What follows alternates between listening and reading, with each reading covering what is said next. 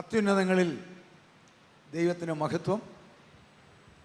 കർത്താവിനാൽ അനുഗ്രഹീതരായ സഹോദരി സഹോദരന്മാരെ, കുഞ്ഞുങ്ങളെ, ശ്രേഷ്ഠന്മാരായ കർത്താവിൻ്റെ വയലിൽ അധ്വാനിക്കുന്ന അപ്പോസ്തലന്മാരായ ദൈവദാസന്മാർ, വിശേഷാൽ നമ്മുടെ ഈ സഭയുടെ സീനിയർ പാസ്റ്ററും എൻ്റെ ആത്മാർത്ഥ സുഹൃത്തുമായ പാസ്റ്റർ രാജു പൂവക്കാല, ഗാനങ്ങൾ ആലപിക്കുന്ന പ്രിയമുള്ളവർ, നിങ്ങൾക്കെല്ലാവർക്കും ധന്യനായ കർത്താവായ യേശുക്രിസ്തുവിൻ്റെ നിസ്തുല്യ നാമത്തിൽ എൻ്റെ സ്നേഹവന്ദനം. ഞാൻ ഇവിടെ ഇരുന്നപ്പോൾ എൻ്റെ ചിന്തകൾ ഏതാണ്ട് 30 വർഷം പുറകിലേക്ക് പോയി. 1994-95 തിരുവല്ല ഇൻ്റർനാഷണൽ ടൂറിസ്റ്റ് ഹോമിൽ വെച്ച് നടത്തുന്ന ആരാധന മുതൽ സമയം ലഭിക്കുമ്പോഴും ഒക്കെ വന്ന് പങ്കെടുക്കുവാനും ഇവിടെയുള്ള ആത്മീയ കൂട്ടായ്മയിൽ പങ്കാകുവാനും ചെറിയവനായി എനിക്ക് കർത്താവ് കൃപ തന്നു. മനോഹരമായ വിധത്തിൽ കർത്താവ് ഈ പട്ടണത്തിൽ ദൈവസഭയെ അനുഗ്രഹിച്ചു. ദൈവദാസന്മാരെ ഓർത്ത് സ്തുതിക്കുന്നു. ആ സ്വർഗീയ ദർശനത്തിന് അനുസരണക്കേട് കാണിക്കാതെ കർത്താവിൻ്റെ ദാസൻ പാസ്റ്റർ രാജു കാല, അദ്ദേഹത്തിൻ്റെ മകൻ, മറ്റ് ദൈവദാസന്മാർ, നിങ്ങളെല്ലാവരും കർത്താവിന് വേണ്ടി ചെയ്യുന്ന ഈ പ്രവർത്തനത്തെ ഓർത്ത് ഞാൻ ദൈവത്തെ സ്തുതിക്കുന്നു. തിരുവല്ല പട്ടണത്തിന് ഒരുപാട് പ്രത്യേകതകളുണ്ട്. അതിലൊരു പ്രത്യേകത ഞാൻ പറയാം. ഒരേ സമയത്ത് 2 അനുഭവം. ഒന്ന്, അവകാശികളില്ലാത്ത ഏറ്റവും കൂടുതൽ ഫിക്സഡ് ഡിപ്പോസിറ്റ് കിടക്കുന്ന പട്ടണമാണ് തിരുവല്ല. അവകാശികളില്ല, കോടിക്കണക്കിന് രൂപ ബാങ്കിൽ കിടപ്പുണ്ട്, അതിന് അവകാശികളില്ല എടുക്കാൻ. അതങ്ങനെ ഫ്രീസായി കിടക്കുന്ന, അവകാശികളില്ലാത്ത ധാരാളം പണം ബാങ്കിൽ കിടക്കുന്ന പട്ടണമാണ് തിരുവല്ല. അപ്പോൾ സ്വർഗത്തിൽ നിക്ഷേപമുള്ള ധാരാളം അവകാശികൾ ജീവനോടെ ദൈവത്തെ ആരാധിക്കുന്ന ഫലം കൊണ്ടാണ് തിരുവല്ല. സ്തോത്രം. കർത്താവിനെ ഞാൻ സ്തുതിക്കുന്നു. ഈ മനോഹരമായ സമയത്തിനായി സ്തോത്രം. ഇന്ന് രാവിലെ കർത്താവിൻ്റെ ആത്മാവ് എനിക്ക് തന്നിരിക്കുന്ന ആശയം ഞാനൊന്നും അറിയുന്നില്ല, ഇവിടുത്തെ തീമിനോടൊക്കെ ചേർന്ന് തന്നെയാണ്. നീയോ ദൈവത്തിൻ്റെ പുരുഷനായുള്ളവേ, അത് വിട്ടോടി നീതി, വിശ്വാസം ഇങ്ങനെയുള്ളതിനെ പിന്തുടരുക, വിശ്വാസത്തിൻ്റെ നല്ല പോർപ്പൊരുതുക. നമ്മൾ ഈ മലയാളികളെ സംബന്ധിച്ചിടത്തോളം സാധാരണ ഭാഷയിൽ പറഞ്ഞാൽ 2 വിധത്തിലുള്ള ഭക്ഷണമുണ്ട്. വെജിറ്റേറിയൻ, നോൺ വെജിറ്റേറിയൻ അല്ല ഞാൻ പറയുന്നത്. നമ്മൾ പുരുഷന്മാരെക്കാൾ സഹോദരിമാർക്ക് കൂടുതലറിയാം ഈ 2 വിധത്തിലുള്ള ഭക്ഷണം. ഒന്ന്, വിരുന്നുകാർക്ക് തയ്യാറാക്കുന്നത്. 2, വീട്ടുകാർക്ക് തയ്യാറാക്കുന്നത്. 2നും വ്യത്യാസമുണ്ട്. ഈ വിരുന്നുകാർക്ക് തയ്യാറാക്കുന്നതിനകത്ത് സ്പൈസസും എണ്ണയൊക്കെ ശരിക്കടിച്ചാണ് കൊടുക്കുന്നത്. നമ്മുടെ സഹോദരിമാർ ചിരിക്കാൻ തുടങ്ങി, അവരെ ചെയ്യുന്നതാണ്. വീട്ടുകാർക്ക് കൊടുക്കുന്നതിനകത്ത് ഇച്ചിരി എരിവും പുളിയും ശരിക്കിടും. അങ്ങനെയാണ് നമ്മുടെ ഭക്ഷണ രീതി. അതിൻ്റെ പ്രയോജനവുമുണ്ട്. അപ്പം രാവിലെ വിരുന്നുകാർക്കുള്ള ഭക്ഷണമല്ല, വീട്ടുകാർക്കുള്ളത്. വൈകുന്നേരം വിരുന്നുകാർക്കുള്ളതാണ്. അത് വീട്ടുകാർക്കും കഴിക്കാം. ഞാൻ പറഞ്ഞതിൻ്റെ ആശയം നിങ്ങൾക്ക് മനസ്സിലായെന്ന് വിശ്വസിക്കുന്നു. തിരുവചനത്തിലേക്ക് പ്രവേശിക്കാം. വിശുദ്ധ മത്തായിയുടെ സുവിശേഷം 5-ാം അധ്യായം 6-ാം വാക്യം നമുക്ക് വായിക്കാം. നീതിക്ക് വിശന്ന് ദാഹിക്കുന്നവർ ഭാഗ്യവാന്മാർ. നീതിക്ക് വിശന്ന് ദാഹിക്കുന്നവർ ഭാഗ്യവാന്മാർ, അവർക്ക് തൃപ്തി വരും. അവർക്ക് തൃപ്തി വരും. ഒരിക്കൽ കൂടി പറയട്ടെ, നീതിക്ക് വിശന്ന് ദാഹിക്കുന്നവർ ഭാഗ്യവാന്മാർ, അവർക്ക് തൃപ്തി വരും. വിശപ്പ്, ദാഹം ശരീരത്തിൻ്റെ, ആരോഗ്യമുള്ള ശരീരത്തിൻ്റെ 2 ലക്ഷണമാണ്. വിശപ്പ്, ദാഹം. നമുക്ക് നല്ലത് അറിയാം. വിശപ്പ്, ഡോക്ടർമാർ തന്നെ ചോദിക്കും വിശപ്പുണ്ടോ. വിശപ്പില്ലെന്ന് പറഞ്ഞാൽ ഡോക്ടർക്ക് മനസ്സിലായി സംഗതി കുഴച്ചില്ല ആള്. വിശപ്പ്, ദാഹം. ദാഹം അത്യാവശ്യം. നമ്മുടെ ശരീരത്തിൻ്റെ 60% വെള്ളമാണ്. സഹോദരന്മാരുടെ ശരീരത്തിൽ 60%, സയൻസ് പറയുന്നത് സഹോദരിമാരുടെ ശരീരത്തിൽ 55% ഉള്ളു വെള്ളമെന്നാണ്. കാരണം പുരുഷന്മാരെക്കാൾ സ്ത്രീകളുടെ ശരീരത്തിലാണ് ഈ കൊഴുപ്പ് കൂടുതലും. കൊഴുപ്പിനകത്ത് വെള്ളം നിൽക്കത്തില്ല. അതുകൊണ്ടാണ് സഹോദരന്മാരുടെ ശരീരത്തിൽ ശാസ്ത്രം പറയുന്നു 60%, സഹോദരിമാരുടെ ശരീരത്തിൽ 50%. അത് പ്രവർത്തിക്കുമ്പോൾ, വിയർക്കുമ്പോൾ, ജോലി ചെയ്യുമ്പോൾ അത് ബാഷ്പീകരിച്ച് പോകുമ്പോൾ പകരം കൊടുക്കുന്നതാണ് വെള്ളം. അപ്പോൾ ദാഹം, വെള്ളം കുടിക്കാത്തവർക്കെല്ലാം ശാരീരികമായി നമുക്കറിയാം അസ്വസ്ഥതകളാണ്. അതുപോലെ തന്നെ ഫുഡ്, ഭക്ഷണം നമുക്കറിയാം. എത്ര ആരോഗ്യമുള്ള, എത്ര വിലപ്പെട്ട ഭക്ഷണം കഴിച്ചാലും ആരോഗ്യമുള്ള ശരീരമാണെങ്കിൽ 4 മണിക്കൂർ കഴിയുമ്പോൾ വിശപ്പ് ആരംഭിച്ചില്ലെങ്കിൽ നമുക്കറിയാം അത് കുഴപ്പമാണ്. നമ്മുടെ ശരീരത്തിനകത്ത് എൻസൈം ദൈവം തമ്പുരാൻ സൃഷ്ടിച്ചിരിക്കുന്നത് കഴിക്കുന്ന ഭക്ഷണം 4 മണിക്കൂർ കൊണ്ട് ദഹിപ്പിച്ചിട്ട് അടുത്തത് എടുക്കാനാണ്. കാരണം ഈ ബോഡിക്ക് ആവശ്യമുള്ള ഭക്ഷണമാണ്. 1500 1800 കിലോ ഈ ഭക്ഷണം നമ്മൾ ഒരു ദിവസം കഴിക്കുന്നു, ഇല്ലേ? 2000 അടിക്കുന്നവരും ഉണ്ട്, അത് മറ്റൊരു കാര്യം. അപ്പോൾ ഈ ഭക്ഷണം എന്ന് പറയുന്നത് വിശപ്പ്, ദാഹം, ഈ രണ്ട് അനുഭവം ആരോഗ്യമുള്ള ഒരു ശരീരത്തിൻ്റെ ലക്ഷണമാണ്. ഉപവാസം എടുക്കുന്നവർ വിശപ്പില്ലാഞ്ഞിട്ടല്ല, വിശപ്പിനെ കൺട്രോൾ ചെയ്യുക. വിശപ്പില്ലാഞ്ഞിട്ടല്ല, അത് നമ്മൾ വിശപ്പിനെ കൺട്രോൾ ചെയ്യുന്ന നമ്മുടെ വിൽ പവർ കൊണ്ടാണ് നമ്മൾ ഉപവാസം എടുക്കുന്നത്. നമ്മുടെ വിൽ പവറിൽ നമ്മൾ ഉപവാസം എടുക്കും. എന്താ? ഭക്ഷണം വെടിഞ്ഞ് നമ്മൾ പ്രാർത്ഥിക്കുന്നു. വിശപ്പും ദാഹവും ഇതുപോലെ ആത്മാവിനുമുണ്ട് വിശപ്പും ദാഹവും.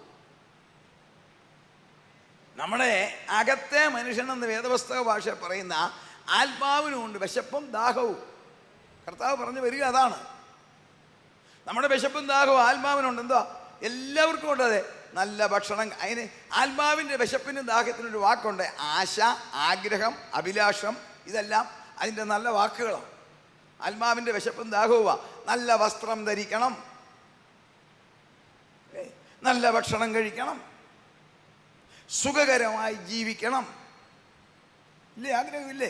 യാത്ര ചെയ്യണം, ഇഷ്ടമുള്ളവരുമായി സൗഹൃദം പങ്കിടണം, നല്ല ജോലി ചെയ്യണം, വിദേശത്ത് പോകണം. ഇതെല്ലാം എല്ലാ വിധത്തിലുമുള്ള ആഗ്രഹങ്ങൾ, ആശകൾ, അത് പല വിധത്തിലുണ്ട്. ചിലർ എന്ത് കണ്ടാലും ഒരു കുറ്റം പറയും, അതുപോലെ വിശപ്പും ദാഹവുക. അല്ലേ? നല്ല പോലെ ഭക്ഷണം കഴിക്കും, രണ്ടാമത് മേടിച്ച് കഴിച്ചാൽ ചെറിയ ഉപ്പില്ലായിരുന്നു പറയും. അതും ഒരു ജീനാണ്. ആ ജീൻ സാത്താൻ്റേതാ. ഏതിനും കുറ്റം പറയുന്നത് സാത്താൻ്റെ ജീനാ. കാരണം ഇത്രയും സുന്ദരനായ ഇയ്യോബിനെ നോക്കി വെച്ച് പറഞ്ഞു, ചുമ്മാതാണോ അവൻ ഇങ്ങനെ നടക്കുന്നത്? അതാണ് ഈ കുറ്റം പറയുന്ന ദാഹം. അല്ലേ? അപ്പം ഈ ശരീരത്തിന് ഉള്ള വിശപ്പും ദാഹവും പോലെ അകത്തെ മനുഷ്യൻ അഥവാ ആത്മാവിനും വിശപ്പും ദാഹവും ഉണ്ട്. അത് വിളിച്ചു പറയുന്നത് അറിയാവോ? നമ്മൾ മറ്റുള്ള സൃഷ്ടികളെക്കാൾ ദൈവത്താൽ ശ്രേഷ്ഠകരമായി സൃഷ്ടിക്കപ്പെട്ടു എന്നാണ്. We are the noble creation. നമ്മൾ ശ്രേഷ്ഠകരമായ ഒരു സൃഷ്ടിയാണെന്ന് പരസ്യമായി പ്രഖ്യാപിക്കുന്നതാണ്. മറ്റ് സൃഷ്ടികൾക്കില്ലാത്ത വിശപ്പും ദാഹവും. നിങ്ങളുടെ വീട്ടിലൊരു പശുവോ ആടോ ഉണ്ടെങ്കിൽ ഇന്ന് രാവിലെ കൊടുത്താൽ നാളെ ആട് പറയത്തില്ല എനിക്ക് വേറൊരെണ്ണം തരാൻ. അതിനെന്തോ കൊടുത്താലും കഴിച്ചോളൂ. മറ്റ് മൃഗങ്ങൾക്കോ പക്ഷികൾക്കോ വ്യത്യസ്ത ഡിസയറില്ല. അവർക്ക് കിട്ടുന്ന ഭക്ഷണം കൊണ്ട് അവരെ കഴിക്കുന്നു, കിട്ടുന്ന വെള്ളം കുടിക്കുന്നു. നമ്മളങ്ങനല്ല. നമുക്ക് ഡിഫറൻറ്റ് ചിന്തകൾ. അത് നമ്മുടെ ഭാവുകമാണ്. ദൈവം നമ്മളെ അങ്ങനെയാണ് അനുഗ്രഹിച്ചിരിക്കുന്നത്. എന്നാൽ ആത്മീയ ദർശനത്തിൽ സ്വർഗം പ്രതീക്ഷിക്കുന്ന ഇതുകൊണ്ടൊന്നുമല്ല, നീതിക്ക് വിശന്ന് ദാഹിക്കുക. ഈ വിശപ്പും ദാഹവും അകത്തെ മനുഷ്യൻ എല്ലാവർക്കും ഉണ്ട്. അതിന് ഈ പ്രയത്നങ്ങളും ബിസിനസ്സും കൃഷിയും വിദ്യാഭ്യാസവും വിദേശത്തേക്ക് പോകുന്നതും എല്ലാം ഈ ആത്മാവിൻ്റെ വിശപ്പും ദാഹവുമാണ്. അതുകൊണ്ടാണ് നല്ല ജീവിതത്തിൻ്റെ നന്മയ്ക്ക് വേണ്ടി കുടുംബം പുലർത്താൻ, ഉത്തരവാദിത്വം നടത്താൻ എല്ലാം നമ്മൾ യത്നിക്കുന്നത് ആത്മാവിൻ്റെ വിശപ്പും ദാഹവുമാണ്. എന്നാൽ ആത്മീയനെ സംബന്ധിച്ച്, ദൈവമക്കളെ സംബന്ധിച്ച് അതുകൊണ്ടൊന്നുമല്ല സ്വർഗം പ്രതീക്ഷിക്കുന്നത്. അതിനേക്കാൾ ഉന്നതമായ നീതിയാണ്. അതിനേക്കാൾ ഉന്നത നീതി എന്ന വാക്ക് നമ്മളെല്ലാവരും എപ്പോഴും കേൾക്കുന്നതാ. നീതി, പല കാര്യം. എനിക്ക് നീതി കിട്ടണം എല്ലാവരും പറയത്തില്ലേ? എനിക്ക് നീതി കിട്ടണം, സാധാരണ വാക്കല്ലേ? ഇപ്പം ബഡ്ജറ്റ് ബജറ്റ് ഇട്ട് കഴിഞ്ഞപ്പോൾ കേരളത്തിലെ ഉദ്യോഗസ്ഥന്മാരും രാഷ്ട്രീയക്കാരും പറഞ്ഞു കേന്ദ്രം നീതി തന്നില്ല. ഈ നീതി എന്നുള്ളത് പൊതുലോകത്ത് കേൾക്കുന്ന ആ അർത്ഥത്തിലല്ല ദൈവമക്കൾക്ക് നീതി കിട്ടണം. എന്താണ് ലോകത്തിലെ നീതി? ലോകത്തിലെ നീതി രണ്ട് കാര്യത്തിനകത്ത് നിൽക്കും. ഒന്ന്, നല്ല പെരുമാറ്റം. രണ്ട്, നിയമമനുസരിക്കുക. ഇത് രണ്ടുമാണ് ലോകത്തിലെ നീതി. നല്ല ബിഹേവിയർ നീതിയാ. അതിനേക്കാൾ ഗൗരവമാ നിയമം അനുസരിക്കുക. രാഷ്ട്രത്തിൻ്റെ നിയമം അനുസരിക്കുക നീതി. ഒരു സ്ഥലത്ത് ജോലി ചെയ്യുന്നു, അവിടുത്തെ ലോ ആൻഡ് ഓർഡർ അനുസരിക്കുക. ഡ്യൂട്ടിക്ക് ചെല്ലേണ്ടപ്പോൾ ചെല്ലുക, നീതി. സഭയിൽ നീതി. 10:30 ആരാധന. 11:30 വരുന്നതല്ല നീതി, 10:30 വരുന്നതാ. വർഷിപ്പ് 10:30 10:30 വരിക, നീതി. നമ്മൾ ജോലി ചെയ്യുന്ന സ്ഥലത്തെ അവിടുത്തെ ഒരു ലോ, ഒരു സംഘടനയിലാണെങ്കിൽ അവിടുത്തെ ലോ, രാജ്യത്തിൻ്റെ നിയമം, സഭയുടെ നിയമം, ഇനി വീട്ടിലാണെങ്കിൽ വീട്ടിൽ മാതാപിതാക്കൾ വെച്ചിരിക്കുന്ന നിയമം, ഇതൊക്കെ അനുസരിക്കുന്ന ലോകത്തിലെ നീതി അത് നമ്മൾ ചെയ്യണം. നമ്മൾ ഇവിടുത്തെ പൗരന്മാരും ഈ ലോകത്തിൽ ജീവിക്കുന്നവരും ഏതെങ്കിലുമൊക്കെ സംഘടനയിലോ ഇൻസ്റ്റിറ്റ്യൂഷനിലോ അംഗങ്ങളുമാ. എന്നാൽ സ്വർഗം പ്രതീക്ഷിക്കുന്ന നീതി ഇതിനേക്കാൾ ഉന്നതമാ. കാരണം ഇവിടെ ഇരിക്കുന്ന ദൈവമക്കൾ ആത്മീയരാ. ഇവിടെ ഇരിക്കുന്ന ദൈവമക്കളെ സ്വർഗം കാണുന്നത് കേരളീയരായിട്ട് മാത്രമല്ല, തിരുവല്ലക്കാരായിട്ട് മാത്രമല്ല, അല്ലെങ്കിൽ മലയാളിയായിട്ട് മാത്രമല്ല. ഇതിനകത്തിരിക്കുന്നവരെ മുഴുവൻ സ്വർഗം കാണുന്നത് കുഞ്ഞാടിന്റെ വിലയേറിയ രക്തം കൊണ്ട് വിലക്കെടുത്ത സ്വർഗീയ പൗരന്മാരായിട്ടാണ് കാണുന്നത്.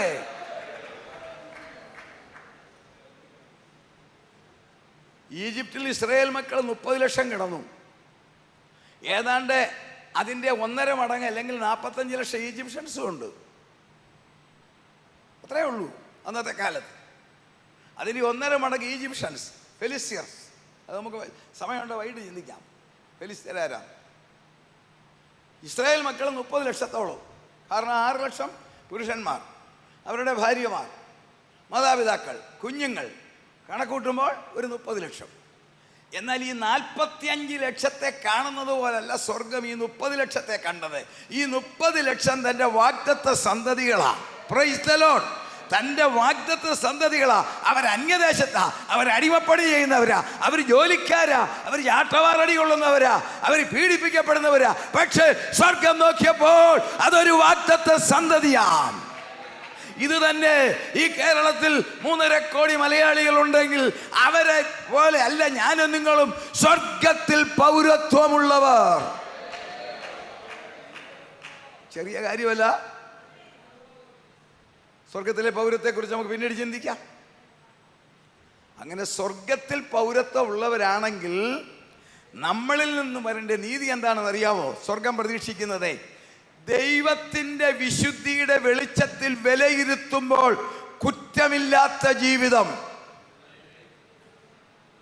ദൈവത്തിൻ്റെ അതിവിശുദ്ധിയുടെ വെളിച്ചത്തിൽ വിലയിരുത്തുമ്പോൾ കുറ്റമറ്റ ജീവിതം നയിക്കുവാൻ തക്കവണ്ണം നാം നമ്മളെ തന്നെ സമർപ്പിക്കുമ്പോൾ നമ്മുടെ കുറിവാക്യം കണ്ടോ, നീയോ ദൈവത്തിൻ്റെ പുരുഷനായുള്ളവേ അത് വിട്ടോടെ എന്നിട്ട് നീതിയെ പിന്തുടരുക. എവിടുന്നാ നീതി ആരംഭിച്ചത്? നീതി ആരംഭിച്ചത് എവിടെ നിന്ന്? നീതി ആരംഭിച്ചത് ദൈവത്തിൽ നിന്ന്. 2 കൊരിന്ത്യർ 5:21 വായിച്ചേ. നീതിയുടെ ആരംഭം എവിടെ നിന്നാണ്? 2 കൊരിന്ത്യർ 5:21. പാപമറിയാത്തവനെ നാം അവനിൽ ദൈവത്തിന്റെ നീതി ആകേണ്ടതിന്. ശ്രദ്ധിച്ചേ, കണ്ടോ? പാപമറിയാത്തവനെ നാം അവനിൽ ദൈവത്തിന്റെ നീതി ആകേണ്ടതിന് അവൻ നമുക്ക് വേണ്ടി പാപമാക്കി. നോക്കിക്കേ, പാപം നീതി ആരംഭിച്ചത് ദൈവത്തിന്റെ നീതിയാ. കാരണം പാപമറിയാത്തവനായ ക്രിസ്തുവിനെ ദൈവത്തിന്റെ നീതിയാകേണ്ടതിന് പാപമാക്കിയെങ്കിൽ നീതിയുടെ മാർഗദർശനം, നീതി ആരംഭിച്ചത്, നീതി പ്രവർത്തിക്കുന്നത്, നീതി ഡിക്ലെയർ ചെയ്തത് സർവശക്തനായ ദൈവത്തിൽ നിന്നാണ്. ആ നീതി ദൈവത്തിന്റെ വിശുദ്ധിയുടെ വെളിച്ചത്തിൽ നമ്മിലേക്ക് വരുമ്പോൾ നമ്മിൽ നിന്നും നീതി വരണം. പരിശുദ്ധാത്മാവിനോട് പറഞ്ഞിരിക്കുന്ന കാര്യം, നമ്മൾ ഈ പഴയ കാലത്തെ, ഇപ്പോൾ അതില്ലെന്ന് എനിക്ക് തോന്നുന്നത്, നേരത്തെ ഇന്ദിരാഗാന്ധി ഭരിച്ച കാലത്താണെന്ന് തോന്നുന്നു, ബാങ്കാണോ ഇന്ത്യൻ ഗവൺമെൻറ് ആണോ ഒരു ഡിക്ലറേഷൻ നടത്തിയായിരുന്നു. എൻ്റെ പേര് ഇന്ദിരാ വികാസ് പദ്ധതി എന്ന് മറ്റായിരുന്നു എൻ്റെ പേര്.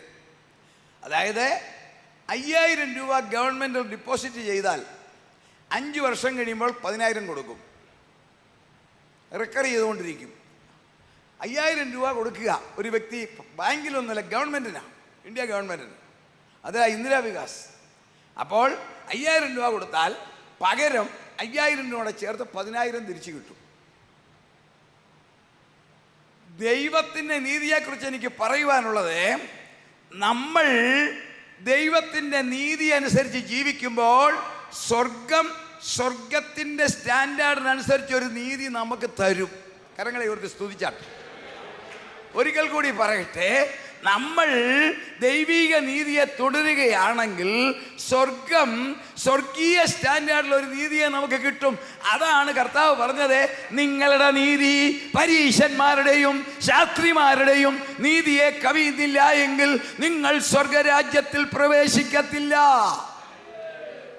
അനീതിയെ കുറിച്ച് ഞാൻ വരിക. എന്നാൽ ഇതിനിടയിൽ എല്ലാവർക്കും ഈ നീതി പ്രവർത്തിക്കാൻ സാധിക്കത്തില്ല.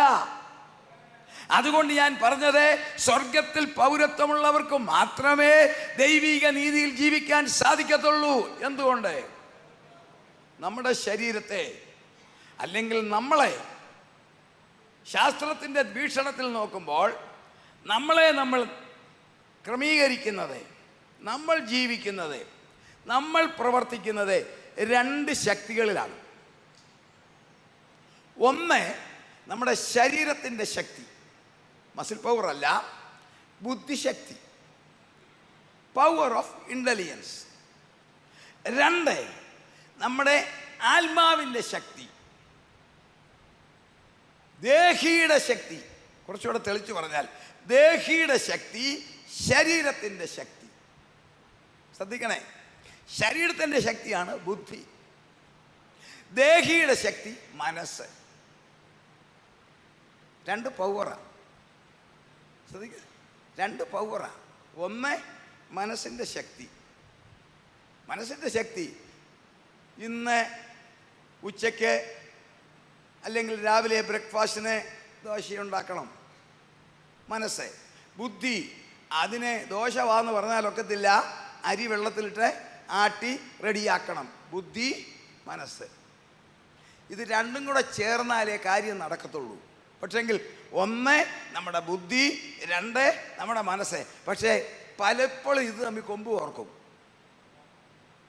അവിടെയാണ് ഈ ഫ്രാക്ഷൻ ഉണ്ടാകുന്നത്, അല്ലേ? കൊമ്പ്. ഇപ്പം ഉദാഹരണം പറഞ്ഞാൽ, കേരളത്തിലെ ഡെമോക്രാറ്റിക് സിസ്റ്റത്തിൽ കേരളത്തിൻ്റെ ഏറ്റവും വലിയ ഭരണാധികാരി മുഖ്യമന്ത്രി.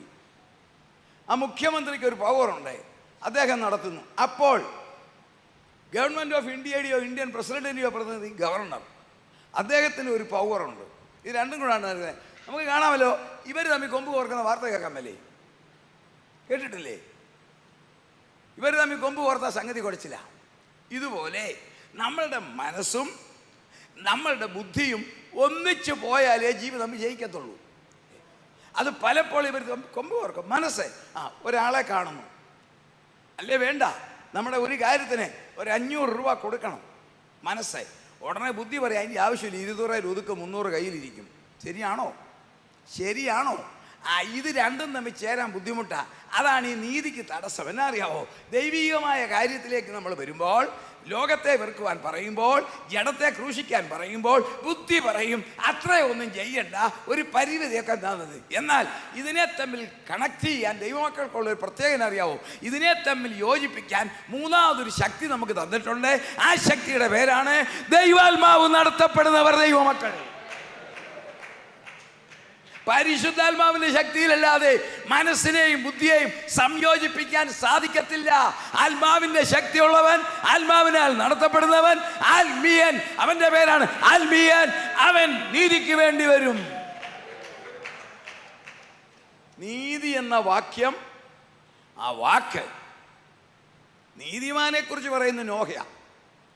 എന്നാൽ നീതിയെക്കുറിച്ചുള്ള ആദ്യത്തെ വാക്കാണ് ഉൽപ്പത്തി പുസ്തകം 15-ാം അധ്യായം 6-ാം വാക്യത്തിൽ നമുക്ക് കാണാം. ഉൽപ്പത്തി പുസ്തകം 15-ാം അധ്യായം 6-ാം വാക്യം. അവൻ യഹോവയിൽ വിശ്വസിച്ചു. അവൻ യഹോവയിൽ വിശ്വസിച്ചു. അത് അവൻ അവന് നീതിയായി കണക്കിട്ടു. ഞാൻ ദൈവത്തിന് അബ്രഹാം കൊടുത്ത നീതി, ദൈവം അബ്രഹാമിന് പകരം നൽകിയ നീതി, ഈ രണ്ട് കാര്യങ്ങളെക്കുറിച്ച് പറയുമ്പോൾ ഓർക്കണം, ദൈവമക്കളാകുന്ന ഞാനും നിങ്ങളും, ദൈവദാസന്മാരായ നമ്മളും ദൈവമക്കളായ നിങ്ങളും ദൈവത്തിന് നീതിയോടെ കൊടുക്കുമ്പോൾ സ്വർഗം തരുന്ന നീതി നമ്മൾ ഉദ്ദേശിച്ച വിധത്തിലൊന്നും അല്ല, സ്വർഗീയ അളവിലാണ്. മെഷർമെൻറ്റ് ഓഫ് ഹെവൻ, അത് പറയാനാ. അബ്രഹാമിനെ കുറിച്ച് നമുക്കറിയാം. എന്താണ് ഈ അബ്രഹാം വിശ്വസിച്ചു നീതിയായി കണക്കിട്ടു? അബ്രഹാമിനെ നമ്മൾ പഠിക്കുമ്പം കാണാം, അബ്രഹാം ഒരു സാധാരണക്കാരനൊന്നുമല്ല, നല്ല ധനവാനാണ്. ഇറാഖിലായിരുന്നു താമസം. പക്ഷെങ്കിൽ അവിടുന്ന് പുറപ്പെട്ട് എവിടെ പോയി താമസിക്കുന്നു? അവരെ ഹാരാനിൽ ചെന്ന് താമസിച്ചു. അറിയാമല്ലോ, ഹാരാൻ്റെ ഒരു പ്രത്യേകതയുണ്ട്. ഇഷ്ടിക ലോകത്തിൽ മനുഷ്യൻ കണ്ടുപിടിച്ചത് നോഹയുടെ 4-ാം തലമുറക്കാരാണ്. ഉൽപ്പത്തി പുസ്തകം 11-ാം അധ്യായത്തിരിക്കുകയാണ് ഈ ബ്രിക്സ്, നമ്മൾ ഈ ചുടുകട്ട എന്ന് പറയുന്ന ഇഷ്ടിക കണ്ടുപിടിച്ചത് നോഹയുടെ 4-ാം തലമുറക്കാരാ ആകാശത്തോളം എത്തുന്ന ഒരു ഗോപുരം പണിയാൻ. എന്നാൽ 3500 വർഷങ്ങൾക്ക് മുൻപേ ഹാരാനിൽ ഇഷ്ടിക കൊണ്ട് നിർമ്മിച്ച 2 നിലക്കെട്ടുണ്ടായിരുന്നു. പുരാവസ്തു ഗവേഷകർ റിസർച്ച് ചെയ്ത് കണ്ടുപിടിച്ച കാര്യമാണ്. 3500 years back, Haran buildings were constructed by bricks. നിങ്ങളൊന്ന് ചിന്തിക്കേ, ഈ പുരോഗതിയും പരിഷ്കാരവും നവോത്ഥാനവും പറയുന്ന കേരളത്തിൽ ഇഷ്ടിക കൊണ്ടുള്ള പണി കൊണ്ട് എത്ര വർഷമായി? നമ്മുടെ കൊച്ചു കേരളത്തിൽ അല്ലെങ്കിൽ ഇന്ത്യയിൽ ഈ ബ്രിക്സ് തുടങ്ങിയിട്ട് എത്ര കാലമായി? നമ്മുടെ കേരളത്തിലെ കാര്യം എടുക്കാം. ഇവിടെ 100 വർഷങ്ങൾക്ക് മുമ്പൊക്കെയുള്ള വീടെന്തുവാ? വെട്ടുകല്ല്, കരിങ്കല്ല് അല്ലേ, പിന്നെ ഇഷ്ടിക, മണ്ണ് കുഴച്ച് ചുടുന്നത്. നമ്മുടെ നാട്ടിലൊക്കെ ഈ വൃക്ഷമൊക്കെ വന്ന് ഈ അടുത്ത കാലത്താണ്, 2ാം ലോകമഹായുദ്ധത്തിന് ശേഷമാണ് ഇത്രയും ഡെവലപ്മെൻ്റ് കൂടെ വന്ന്. അതിന് മുമ്പൊക്കെ വെട്ടുകല്ലല്ലേ, വെട്ടുകൽ. എൻ്റെ വീട് 97 വർഷം പഴക്കമുള്ളതാ. അതിൻ്റെ സ്ട്രക്ചർ ഇന്നും വെട്ടുകല്ല. ഞാൻ താമസിക്കുന്ന വീട് എൻ്റെ പിതാവ് നിർമ്മിച്ച വീടാ, 97 വർഷമായി, പക്ഷെ അത് വെട്ടുകല്ല. അപ്പോൾ 3500 വർഷം മുൻപേ ബ്രിക്സ് കൊണ്ട് നിർമ്മിച്ച 2 നില കെട്ടിടത്തിൽ താമസിച്ച ഒരാൾ, നിങ്ങളുടെ ആരെങ്കിലും ഒരാൾ ബോംബെയിലുണ്ടെന്ന് പറഞ്ഞാൽ, ബോംബെ എന്ന് പറഞ്ഞാൽ പൂന തുടങ്ങുമ്പോഴേ ബോംബെ എന്ന് പറയും ഇല്ലേ? പ്രോപ്പർ ബോംബെ മുംബൈ എന്ന് പറയുന്നത് ഒന്നുകിൽ VT station, Shivaji Chhatrapati station, അല്ലെങ്കിൽ ബീച്ച് കാൻഡി, നരിമാൻ പോയിന്റ്, ഇതൊക്കെയാണ് ഏതാണ്ട് ഹാർട്ട് ഓഫ് ബോംബെ. അവിടെ നമ്മുടെ ഒരാളൊരു വീടെടുത്ത് താമസിച്ച ആളാരാ? അങ്ങനെയാണെങ്കിൽ 3500 വർഷം മുമ്പേ 2 നില വീട്ടിൽ താമസിച്ചവനാണ് അബ്രഹാം. അവിടെ നിന്നും വാഗ്ദത്ത നാട്ടിൽ ചെന്നു. അബ്രഹാമിൻ്റെ നീതിയെക്കുറിച്ച് ഞാൻ പറഞ്ഞു വരിക. അബ്രഹാം ദൈവത്തിൽ വിശ്വസിച്ചു, അസാധ്യത തനിക്ക് ലഭിക്കുമെന്ന് വിശ്വസിച്ചു. അതിനു മുമ്പ് അങ്ങനെ ഒരു ചരിത്രം ലോകത്തിലില്ല. 99 വയസ്സ് പ്രായമുള്ള ഒരു പിതാവോ 90 വയസ്സ് പ്രായമുള്ള ഒരു അമ്മച്ചിയോ പ്രസവിച്ച ഒരു ചരിത്രം ലോകത്തിലില്ല. Praise the lord. അങ്ങനെയാണെങ്കിൽ അബ്രഹാം വിശ്വാസികളുടെ പിതാവായിട്ട് മാറി. അബ്രഹാമിന് ഒത്തിരി പേര് ലോകത്തിൽ ഒരുപാട് പ്രശംസിക്കാൻ കിട്ടി. ദൈവത്തിൻ്റെ സ്നേഹിതനായി അബ്രഹാം ദൈവത്തിൽ വിശ്വസിച്ചു, അതവന് നീതിയായി കണക്കിട്ടു. അബ്രഹാം ദൈവത്തിൽ വിശ്വസിച്ചെങ്കിൽ നമ്മളിവിടെ വിശ്വാസത്തിൽ ശക്തിപ്പെടാനാണ് കർത്താവിൻ്റെ ദാസന് കിട്ടിയ ദർശനം. നമുക്കുള്ള ഏറ്റവും വലിയ പവർ ഫെയ്ത്ത് ആണ്. Faith is A spiritual action without physical evidence. അതാണ് വിശ്വാസം. ഒരു അദൃശ്യമായ ആത്മീയ നടപടിയായിരിക്കണം. സകലതും തകരുമ്പോൾ, എല്ലാം നശിക്കുമ്പോൾ, എല്ലാം പോയെന്ന് പറയുമ്പോൾ അതിൽ നിന്ന് ഉയർത്തുവാൻ കൽപ്പുള്ള ഒരുവനിൽ ആശ്രയിക്കുന്നതാണ് വിശ്വാസം. എല്ലാം തകർന്നെന്ന് തോന്നിയേക്കാം. അബ്രഹാമിനുണ്ടായ പ്രശ്നങ്ങളെ ഒന്നും നമ്മൾ കൂടുതൽ അവിടെ പോകേണ്ടത് എല്ലാവർക്കും അറിയാം. എന്താണ് അബ്രഹാമിന് കിട്ടിയ നീതി? അബ്രഹാമിന് എന്ത് നീതി കിട്ടി? ദൈവത്തിൻ്റെ സ്റ്റാൻഡേർഡിലുള്ള നീതി കിട്ടിയതാ. അബ്രഹാം ദൈവത്തിൽ വിശ്വസിച്ചു, നീതിയായി. വിശ്വസിക്കാൻ സാധ്യതയില്ലാത്ത സ്ഥാനത്ത് തൻ്റെ കയ്യിൽ ഒരു സ്ക്രിപ്ചർ ഇല്ല, പ്രവാചകന്മാരില്ല പ്രൊമോട്ട് ചെയ്യാൻ.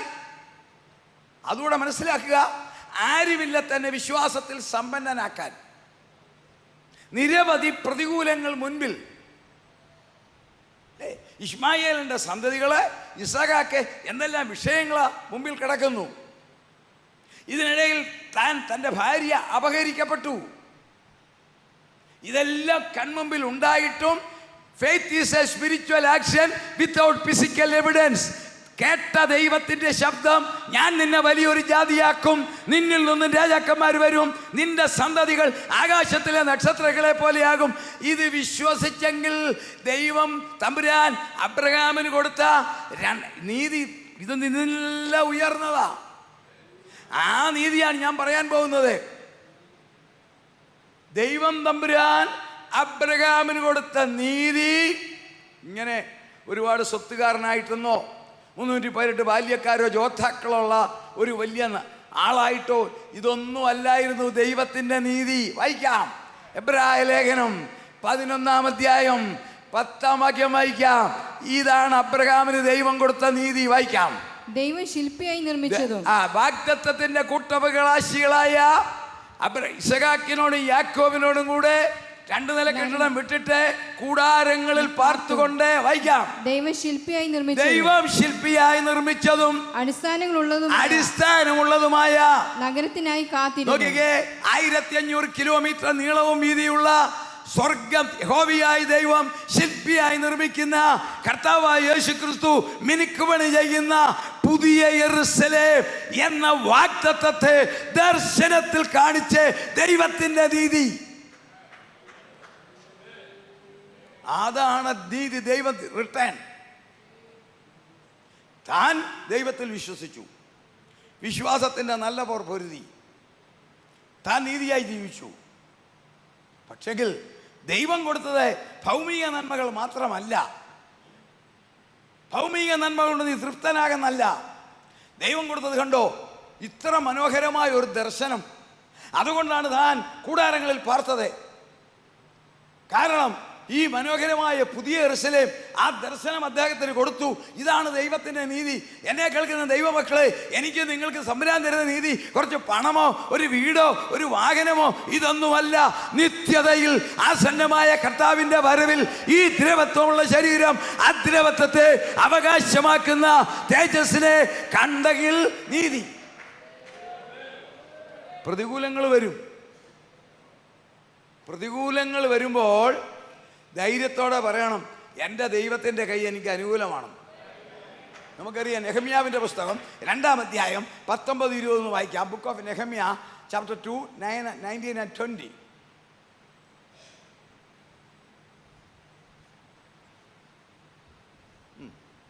വായിച്ചാട്ടെ, റഫറൻസ് ഒന്നുകൂടെ പറയാം. നെഹമ്യാവിൻ്റെ പ്രവചനം 2-ാം അധ്യായം 19-20. എന്നാൽ ഹോരേന്യനായ സൻബല്ലത്തും അമ്മോന്യനായ ദാസൻ തോബിയാവും അരാബ്യനായ ഗേശെമും ഇത് കേട്ടിട്ട് ഞങ്ങളെ പരിഹസിച്ചു നിന്ദിച്ചു. നിങ്ങൾ ചെയ്യുന്ന ഈ കാര്യം എന്ത്? നിങ്ങൾ രാജാവിനോട് മത്സരിപ്പാൻ ഭാവിക്കുന്നു എന്ന് ചോദിച്ചു. ഇതാ നമ്മൾ സാധാരണ ചിന്തിക്കാത്തൊരു കാര്യമാണ്. അതുകൊണ്ടാണ് ഈ തോബിയാവും സൻബല്ലത്തും എല്ലാം നെഹമ്യാവ് നേതൃത്വം എല്ലാ ദൈവമക്കൾക്കും പ്രത്യേകിച്ച് പെന്തിക്കോസ്തുകാർക്ക് കാണാപ്പാടമാണ്. പക്ഷെ അതിനകത്തെ മറ്റൊരു ആശയത്തിലേക്ക് വരിക. ഒരിക്കൽ കൂടി വായിക്കാമോ സിസ്റ്ററെ? 19 മുതൽ. എന്നാൽ ഹോരേബ്യനായ സൻബല്ലത്തും അമ്മോന്യനായ ദാസൻ തോബിയാവും അരാബ്യനായ ഗേശേമും ഇത് കേട്ടിട്ട് ഞങ്ങളെ പരിഹസിച്ചു നിന്ദിച്ചു. നിങ്ങൾ ചെയ്യുന്ന ഈ കാര്യം എന്ത്? നിങ്ങൾ രാജാവിനോട് മത്സരിക്കാൻ ഭാവിക്കുന്നുവോ എന്ന് ചോദിച്ചു. രാജാവിനോട് മത്സരിക്കാൻ ഭാവിക്കുന്നുവോ എന്ന് ചോദിച്ചു. അടുത്ത വാക്യം. അതിന് ഞാൻ അവരോട് സ്വർഗത്തിലെ ദൈവം ഞങ്ങൾക്ക് കാര്യം സാധിപ്പിക്കും. നീതി നടത്താൻ പോകുമ്പോൾ എതിർപ്പുകൾ വരും. നീതിയിൽ ജീവിക്കാൻ പോകുമ്പോൾ പ്രശ്നങ്ങൾ വരും. നീതിയിൽ ആരാധിക്കാൻ വരുമ്പോൾ പ്രശ്നങ്ങൾ ഉണ്ടാകും. ജോലി നീതിയിൽ ചെയ്യാൻ പോകുമ്പോൾ പ്രോബ്ലം ഉണ്ടാകും. 3 ശക്തികൾ, അതിനെക്കുറിച്ച് ഒത്തിരി ഞാൻ പറയുന്നില്ല. 3 ഭൗമിക ശക്തികളെയായി കാണിക്കുന്നത്. 3 പേഴ്സണാലിറ്റി അവിടെ കാണിക്കുമ്പോൾ നമുക്കെതിരെ വരുന്ന 3 ശക്തികൾ, ജഡമോഹം, കൺമോഹം, ജീവനത്തിന്റെ പ്രതാപം, ഈ 3 പവർ നമുക്കെതിരെ നിൽക്കും. നെഹമ്യാവിനെ ചക്രവർത്തിയുടെ ലെറ്റർ ഉണ്ട്, പേർഷ്യൻ ചക്രവർത്തിയുടെ ഒഫീഷ്യൽ ലെറ്റർ ഉണ്ട് പണിയാൻ. ആ ലെറ്ററുമായിട്ടാണ് വന്നിരിക്കുന്നത്. സ്വർഗത്തിലെ ദൈവത്തിൻ്റെ ഔദ്യോഗിക അനുവാദം എനിക്കും നിങ്ങൾക്കും ഉണ്ട് വിശ്വസ്തയോടെ ജീവിക്കാൻ. Price the Lord. സ്വർഗത്തിലെ ദൈവത്തിൻ്റെ ഔദ്യോഗിക അനുവാദം എനിക്കും നിങ്ങൾക്കും ഉണ്ട് ധൈര്യത്തോടെ ദൈവസഭയുടെ പണിയിൽ ഏർപ്പെടാൻ. Price the Lord. അപ്പോൾ 3 പവർ വന്ന് ചോദിക്കുക, നിങ്ങൾ രാജാവിനോട് എതിർക്കുന്നു. ആരാണ് ഈ രാജാവെന്നറിയാവോ? ചരിത്രം പഠിച്ചാൽ കാണാം. ഇസ്മായിലിൻ്റെ 2ാമത്തെ മകനാണ് കേദാർ. കേദാരിയ കൂടാരങ്ങളെന്ന് ബൈബിളിൽ പറയുന്നില്ലേ? ഇസ്മായിലിൻ്റെ 2ാമത്തെ മകനാണ് കേദാർ. അവർ നാടോടികളാണ്. ഈ കാലത്തിൽ ഈ ചരിത്രം നടക്കുമ്പോൾ യെരൂശലേമിൽ ഭരണം നടത്തുന്നത് അവരാണ്. കേദാരിയ രാജാക്കന്മാരാണ്, ഇശ്മായേലിയരുടെ സന്തതികളാണ്, അവരുടെ അധീനതയിലാണ് യെരൂശലേം. പേർഷ്യൻ ചക്രവർത്തിക്ക് ടോട്ടൽ പവർ. കാരണം നെബൂഖദ്നേസർ പിടിച്ചുകൊണ്ട് പോയി എല്ലാത്തിനെയും ഒതുക്കി കയ്യിലെടുത്തു. നെബൂഖദ്നേസറെ പരാജയപ്പെടുത്തി പേർഷ്യൻകാർ സാമ്രാജ്യം എടുത്തപ്പോൾ ടോട്ടൽ അധികാരമായി. എന്നാൽ ലോക്കൽ ആരാന്നറിയാമോ? ലോക്കൽ കേദാരിയ രാജാക്കന്മാരാ. അപ്പോഴാണ് ഈ 3 പേര് വന്ന് പറയുന്നത്, നീ ചക്രവർത്തി പറഞ്ഞെന്ന് പറഞ്ഞ് രാജാവിനോടോ എതിർക്കുന്നത്? ഇവർ കൊടുത്ത മറുപടി, ഞങ്ങൾക്കതൊന്നൊരു വിഷയമല്ല, ഞങ്ങളുടെ ദൈവം ഞങ്ങൾക്ക് കാര്യം സാധിപ്പിച്ചു തരും.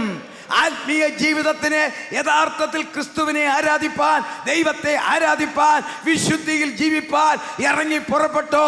കർത്താവിൻ്റെ വേലയ്ക്ക് വേണ്ടി ഇറങ്ങി പുറപ്പെട്ടോ. 3 ശക്തികൾ ലോക്കൽ രാജാവായ സാത്താനോട് എതിർക്കുന്നു എന്ന് ചോദിക്കുമ്പോൾ ധൈര്യത്തോടെ പറയണം, സ്വർഗത്തിലെ ദൈവം എനിക്ക് കാര്യം സാധിപ്പിക്കും. എൻ്റെ ഓട്ടം ഞാൻ നിർത്തുകയില്ല, എൻ്റെ ഓട്ടം ഓടി തീർക്കും. സന്തോഷത്തോടെ ദൈവത്തെ സ്തുതിച്ചേ. ദൈവത്തിൻ്റെ നീതി വരണമെങ്കിൽ നമ്മുടെ നീതി റിഫ്ലക്റ്റ് ആക്കണം. നമ്മളെ പുറകോട്ട് നമ്മളെ പിടിക്കാൻ സകല തന്ത്രങ്ങളും ചെയ്യും. ഇത് അന്ത്യകാലമാണ്. കഴിയുമെങ്കിൽ വൃതന്മാരെ തെറ്റിക്കുമെന്നാണ് പറഞ്ഞിരിക്കുന്നത്. അപ്പോൾ മറ്റുള്ളവരുടെ കാര്യം പറയണ്ടല്ലോ, തമ്പുരാൻ്റെ വാക്കാ. കള്ളക്രിസ്തുക്കളും കള്ളപ്രവാചകന്മാരും എഴുന്നേറ്റ് കഴിയുമെങ്കിൽ വൃതന്മാരെ തെറ്റിക്കും. കർത്താവ് തൻ്റെ വരവിൻ്റെ ലക്ഷണത്തെക്കുറിച്ച് പറഞ്ഞില്ല. ആദ്യം പറഞ്ഞത് ആരും നിങ്ങളെ തെറ്റിക്കാതിരിക്കാൻ സൂക്ഷിക്കാനാണ്. ആകാശത്തിൻ്റെ പ്രാപഞ്ചിക ലക്ഷണം, സയൻറ്റിഫിക്കൽ സൈൻ, ഇതൊക്കെ പറഞ്ഞതിന് അതൊക്കെ പിന്നീടാണ് കർത്താവ് പറയുന്നത്. ആദ്യം പറയുന്നത് നിങ്ങളെ സൂക്ഷിച്ചോണം. യഹൂദന്മാരെ സൂക്ഷിക്കാനല്ല, ശിഷ്യന്മാരിൽ കൂടി നമ്മളോട് പറയുക, നമ്മൾ സൂക്ഷിക്കണം, തെറ്റിക്കാൻ പലരും വരും. ഇത് അന്ത്യസമയത്താണ്. എന്തെല്ലാം വിധത്തിൽ തെറ്റിക്കാം. ഇതുപോലെ ദൈവമക്കൾ കണ്ടില്ലേ, ഈ നമ്മുടെ കർത്താവിൻ്റെ പ്രഭാഷണത്തിൽ സ്വർഗരാജ്യത്തെക്കുറിച്ചുള്ള 6-7 ഉപമകൾ നമുക്കറിയാം. എത്ര മനോഹരമാണ്. പക്ഷെ നമ്മൾ പുറമേ വായിക്കുമ്പോൾ അതിൻ്റെ ആഴമായ അർത്ഥം ഒടി മനസ്സിലാകുന്നില്ല. ആദ്യം പറയുന്നു, ഒരു വിത്ത് വിതച്ചു, 60, 100 വീഞ്ഞ് വിളഞ്ഞു. രണ്ടാമത് പറയുന്നു, മത്തായിയുടെ സുവിശേഷം 13 കോതമ്പ് വിതച്ചു. അടുത്ത കേട്ടോണം, കോതമ്പ് ഇങ്ങോട്ട് വളർന്നു വന്നു, കളയും കയറി വന്നു. അതോടെ നിൽക്കട്ടെ. പിന്നെ പറഞ്ഞു, പുളിച്ച മാവ്, കടുകുമണി, ഇതെല്ലാം കർത്താവ് പറഞ്ഞു. നല്ല മുത്തായ അന്വേഷിക്കുന്ന ഒരു വ്യാപാരി, നിലത്തെ ഒളിച്ചു വെച്ച നിധി, ഒടുങ്ങി പറഞ്ഞു എല്ലാ വക മീനും പിടിക്കുന്നത് ഒരു വല. ഇതെല്ലാം സ്വർഗരാജ്യത്തെക്കുറിച്ചാണ് അല്ലേ? അപ്പം അതിനകത്ത് 2 ഉപമയ്ക്കകത്ത് 2 ആശയം നോക്കിക്കേ. ഒന്ന്, കോതമ്പ് ഇങ്ങനെ കയറി വന്നു, അതിനിടെ കളയും. രണ്ടും ഇങ്ങനെ വളർന്നു നിൽക്കുക. മീൻ പിടിച്ചു. മീൻ പിടിച്ചപ്പോൾ ചീത്ത മീനും, മനുഷ്യർക്ക് കഴിക്കാൻ കൊള്ളാത്ത വിഷമുള്ള മീൻ. അപ്പോൾ സ്വർഗത്തിൽ വിഷമുണ്ടോ? സ്വർഗത്തിൽ കളയുണ്ടോ? അതിൻ്റെ അർത്ഥം സ്വർഗരാജ്യം ദൈവസഭയാണ്. സ്വർഗം ഭൂമിയിലെ സ്വർഗരാജ്യമാണ് ദൈവസഭ. ഇതിനകത്തെ രാജു പൂവക്കാല വിതയ്ക്കണ്ട, പാസ്റ്റർ തോമസ് മാമൻ വിതയ്ക്കണ്ട, പാസ്റ്റർ ജേക്കബ് വിതയ്ക്കണ്ട, ആരും വിതയ്ക്കണ്ട. ശത്രു കള വിതയ്ക്കും. ഉടനെ വേലക്കാർ പറഞ്ഞ് പറിച്ചു കളഞ്ഞേക്കട്ടെ. അന്നേരം കർത്താവ് പറഞ്ഞ കേട്ടോ, വേണ്ട, രണ്ടും കൊയ്ത്തോളം വളരട്ടെ. കാരണം ഇപ്പം കള പറിക്കാൻ പോയാൽ നല്ല മാത്തുക്കുട്ടി, നല്ല കുഞ്ഞന്നാമ എല്ലാ കൂടത്തിൽ പോവും. അതുകൊണ്ട് രണ്ടും എന്ത് ചെയ്യണം? Let it grow until the harvest. കൊയ്ത്ത് വരുമ്പോൾ ഇനി ശ്രദ്ധിച്ചോണം, ഞാൻ കെട്ടുകെട്ടായിട്ട് കിട്ടും. ഇപ്പോഴതിൻ്റെ സമയമായി. ഈ കളയെല്ലാം കെട്ടായിട്ട് കൂടുന്നത് കണ്ടോ? ദൈവവചനത്തിന് നിരക്കാത്ത സകലതും കർത്താവായ യേശുക്രിസ്തുവും അപ്പോസ്തലന്മാരും ചെയ്തിട്ടില്ലാത്തതും, അപ്പോസ്തല പ്രവൃത്തികൾ എന്ന് പറയുന്ന പരിശുദ്ധാത്മാവിൻ്റെ പ്രവൃത്തികളിൽ വെളിപ്പെട്ടിട്ടില്ലാത്തതും, പൗലോസ് ശ്ലീഹ ലേഖനങ്ങൾ കൂടി തന്നിട്ടില്ലാത്തതുമായ സകല ശുശ്രൂഷയും കളയാം. അതിനപ്പുറം പറയേണ്ട ബുദ്ധിയുള്ളവർ ഗണിക്കട്ടെ. കർത്താവ് ചെയ്തിട്ടില്ലാത്തത്, അപ്പോസ്തലന്മാർ ചെയ്തിട്ടില്ലാത്തത്, കർത്താവ് പറഞ്ഞിട്ടില്ലാത്തത്, പുതിയ നിയമത്തിലില്ലാത്ത സകലതും കളയാം. ഇപ്പൊ അതെല്ലാം കൂടെ ഒന്നിച്ചു കൂടുക. Price the Lord. ആത്മീയ വർധനവിനല്ലാതെ സ്വന്തം കാര്യം സാധിക്കാൻ വേണ്ടി അത്ഭുതങ്ങളും അടയാളികളും മറ്റ് ശക്തികളുടെ പിൻബലത്തോടെ നടത്തിക്കൊണ്ട് ജനത്തെ ആകർഷിച്ച് ജനത്തെ വലയ്ക്കുന്ന കളകൾ വർദ്ധിക്കുമ്പോൾ എൻ്റെയും നിങ്ങളുടെ നീതി പരിശുദ്ധാത്മാവിൻ്റെ ശക്തിയാൽ ബുദ്ധിയോടെ ബോധപൂർവം നിൽക്കണം. ബോധപൂർവം നിൽക്കണം. ഞാൻ ദൈവസഭയെ ഓർത്ത് സ്തുതിക്കുന്നു. കർത്താവിൻ്റെ വചനത്തിന് വേണ്ടി ശക്തിയോടെ നിൽക്കുന്ന രാജു പാസ്റ്ററെയും അദ്ദേഹത്തിൻ്റെ മകനെയും ദൈവദാസന്മാരെ ഓർത്ത് സ്തോത്രം. ഇത്രയും കള ഇതുവരെ കൂടിയിട്ടില്ല. അതിൻ്റെ അർത്ഥം കൊയ്ത്തായെന്നാണ്. ഇതുപോലെ ദൈവസഭയിൽ, ക്രൈസ്തവ സഭയിൽ കള കയറിയ ഒരു കാലമില്ല. കളയെക്കുറിച്ച് അങ്ങോട്ട് പറയാം, കുറച്ചൊരു വിശദീകരിക്കാനുണ്ട്. ഈ കള 2 സൈസാ. നമ്മൾ നാടൻ ഭാഷയിൽ പറയും കള. അത് സയൻറ്റിഫിക്കൽ വിഷയത്തിൽ 2 കളയാണ്. അഗ്രികൾച്ചർ ഡിപ്പാർട്ട്മെൻറ്റ് ജോലി ചെയ്യുന്നവരൊക്കെ ഉണ്ട്, അവർക്ക് എന്നേക്കാൾ അറിയാം. മോണോക്കോട്ട്, ഡൈക്കോട്ട് കള. മോണോക്കോട്ട് എന്ന് പറഞ്ഞാൽ വേരില്ല, പുല്ല, അതിങ്ങനെ പടന്ന് കിടക്കും, അതും കളയാ. മോണോക്കോട്ട് പുല്ല്, ഗ്രാസ് ഫാമിലി. ഡൈക്കോട്ട് എന്ന് പറഞ്ഞാൽ അറിയാമോ, ഈ താഴോട്ട് വേരുള്ളതാണ്. വേനപ്പച്ച ഇങ്ങനെ ഉണ്ടല്ലോ ഒത്തിരി ചെടികൾ, കളയ. ഇതെല്ലാം ഡൈക്കോട്ട്. മോണോക്കോട്ട്, ഡൈക്കോട്ട്, ഇത് രണ്ടും വരും സഭയ്ക്കകത്ത്. മോണോക്കോട്ട് വേരില്ലാത്ത എന്താ? അനുസരണക്കേട്, ഭിന്നിപ്പ്, വഴക്കുണ്ടാക്കല്, പാസ്റ്റർമാർക്ക് നേരെ വിരളി ചൂണ്ടുക, പുരോഹിതന്മാർക്ക് നേരെ വിരളി ചൂടുക, സമരം നടത്തുക, സത്യാഗ്രഹം നടത്തുക, എല്ലാം മോണോക്കോട്ടാണ്. Price the Lord. നോക്കിക്കേ, ലോകത്ത് ധാരാളമായില്ലേ. ഇടർച്ച ഉണ്ടാക്കുക, പിണക്കം ഉണ്ടാക്കുക, ഗ്രൂപ്പ് ഉണ്ടാക്കുക, പക്ഷം പിടിക്കുക. നോക്കിക്കേ, അതെല്ലാം മോണോക്കോട്ടാ. വളരട്ടെന്നേ, കെട്ടായിട്ട്. അടുത്തത് ഇച്ചിരി ആഴമുള്ളതാ. ഏതാ വേറുള്ളത്? അതാ ദുരുപദേശം. ദുരുപദേശമാണ് ഡൈക്കോട്ട്. ദുരുപദേശം യേശുക്രിസ്തുവിൻ്റെ ദൈവത്വത്തിനേക്കാൾ കൂടുതലായി, യേശുക്രിസ്തുവിൽ കൂടിയുള്ള പാപക്ഷമയെ കൂടുതലായി, യേശുക്രിസ്തുവിൽ കൂടി പരിശുദ്ധാത്മാവിൽ കൂടി ലഭിക്കുന്ന നന്മകളെക്കാൾ കൂടുതലായി സ്വന്തം ശക്തിയിലും സ്വന്തം മിടുക്കിലും സ്വന്തം ആകർഷണത്തിലും മനുഷ്യനെ വലയ്ക്കുന്ന ശക്തികൾ ഡൈക്കോട്ടാണ്. അതിനെതിരെ നിൽക്കുന്ന ദൈവമക്കൾ മാത്രമേ സ്വർഗത്തിൽ എടുക്കപ്പെടത്തുള്ളൂ. അതിനാണ് നമ്മുടെ നീതി. ആ നീതി നമ്മിൽ നിന്ന് വരണം.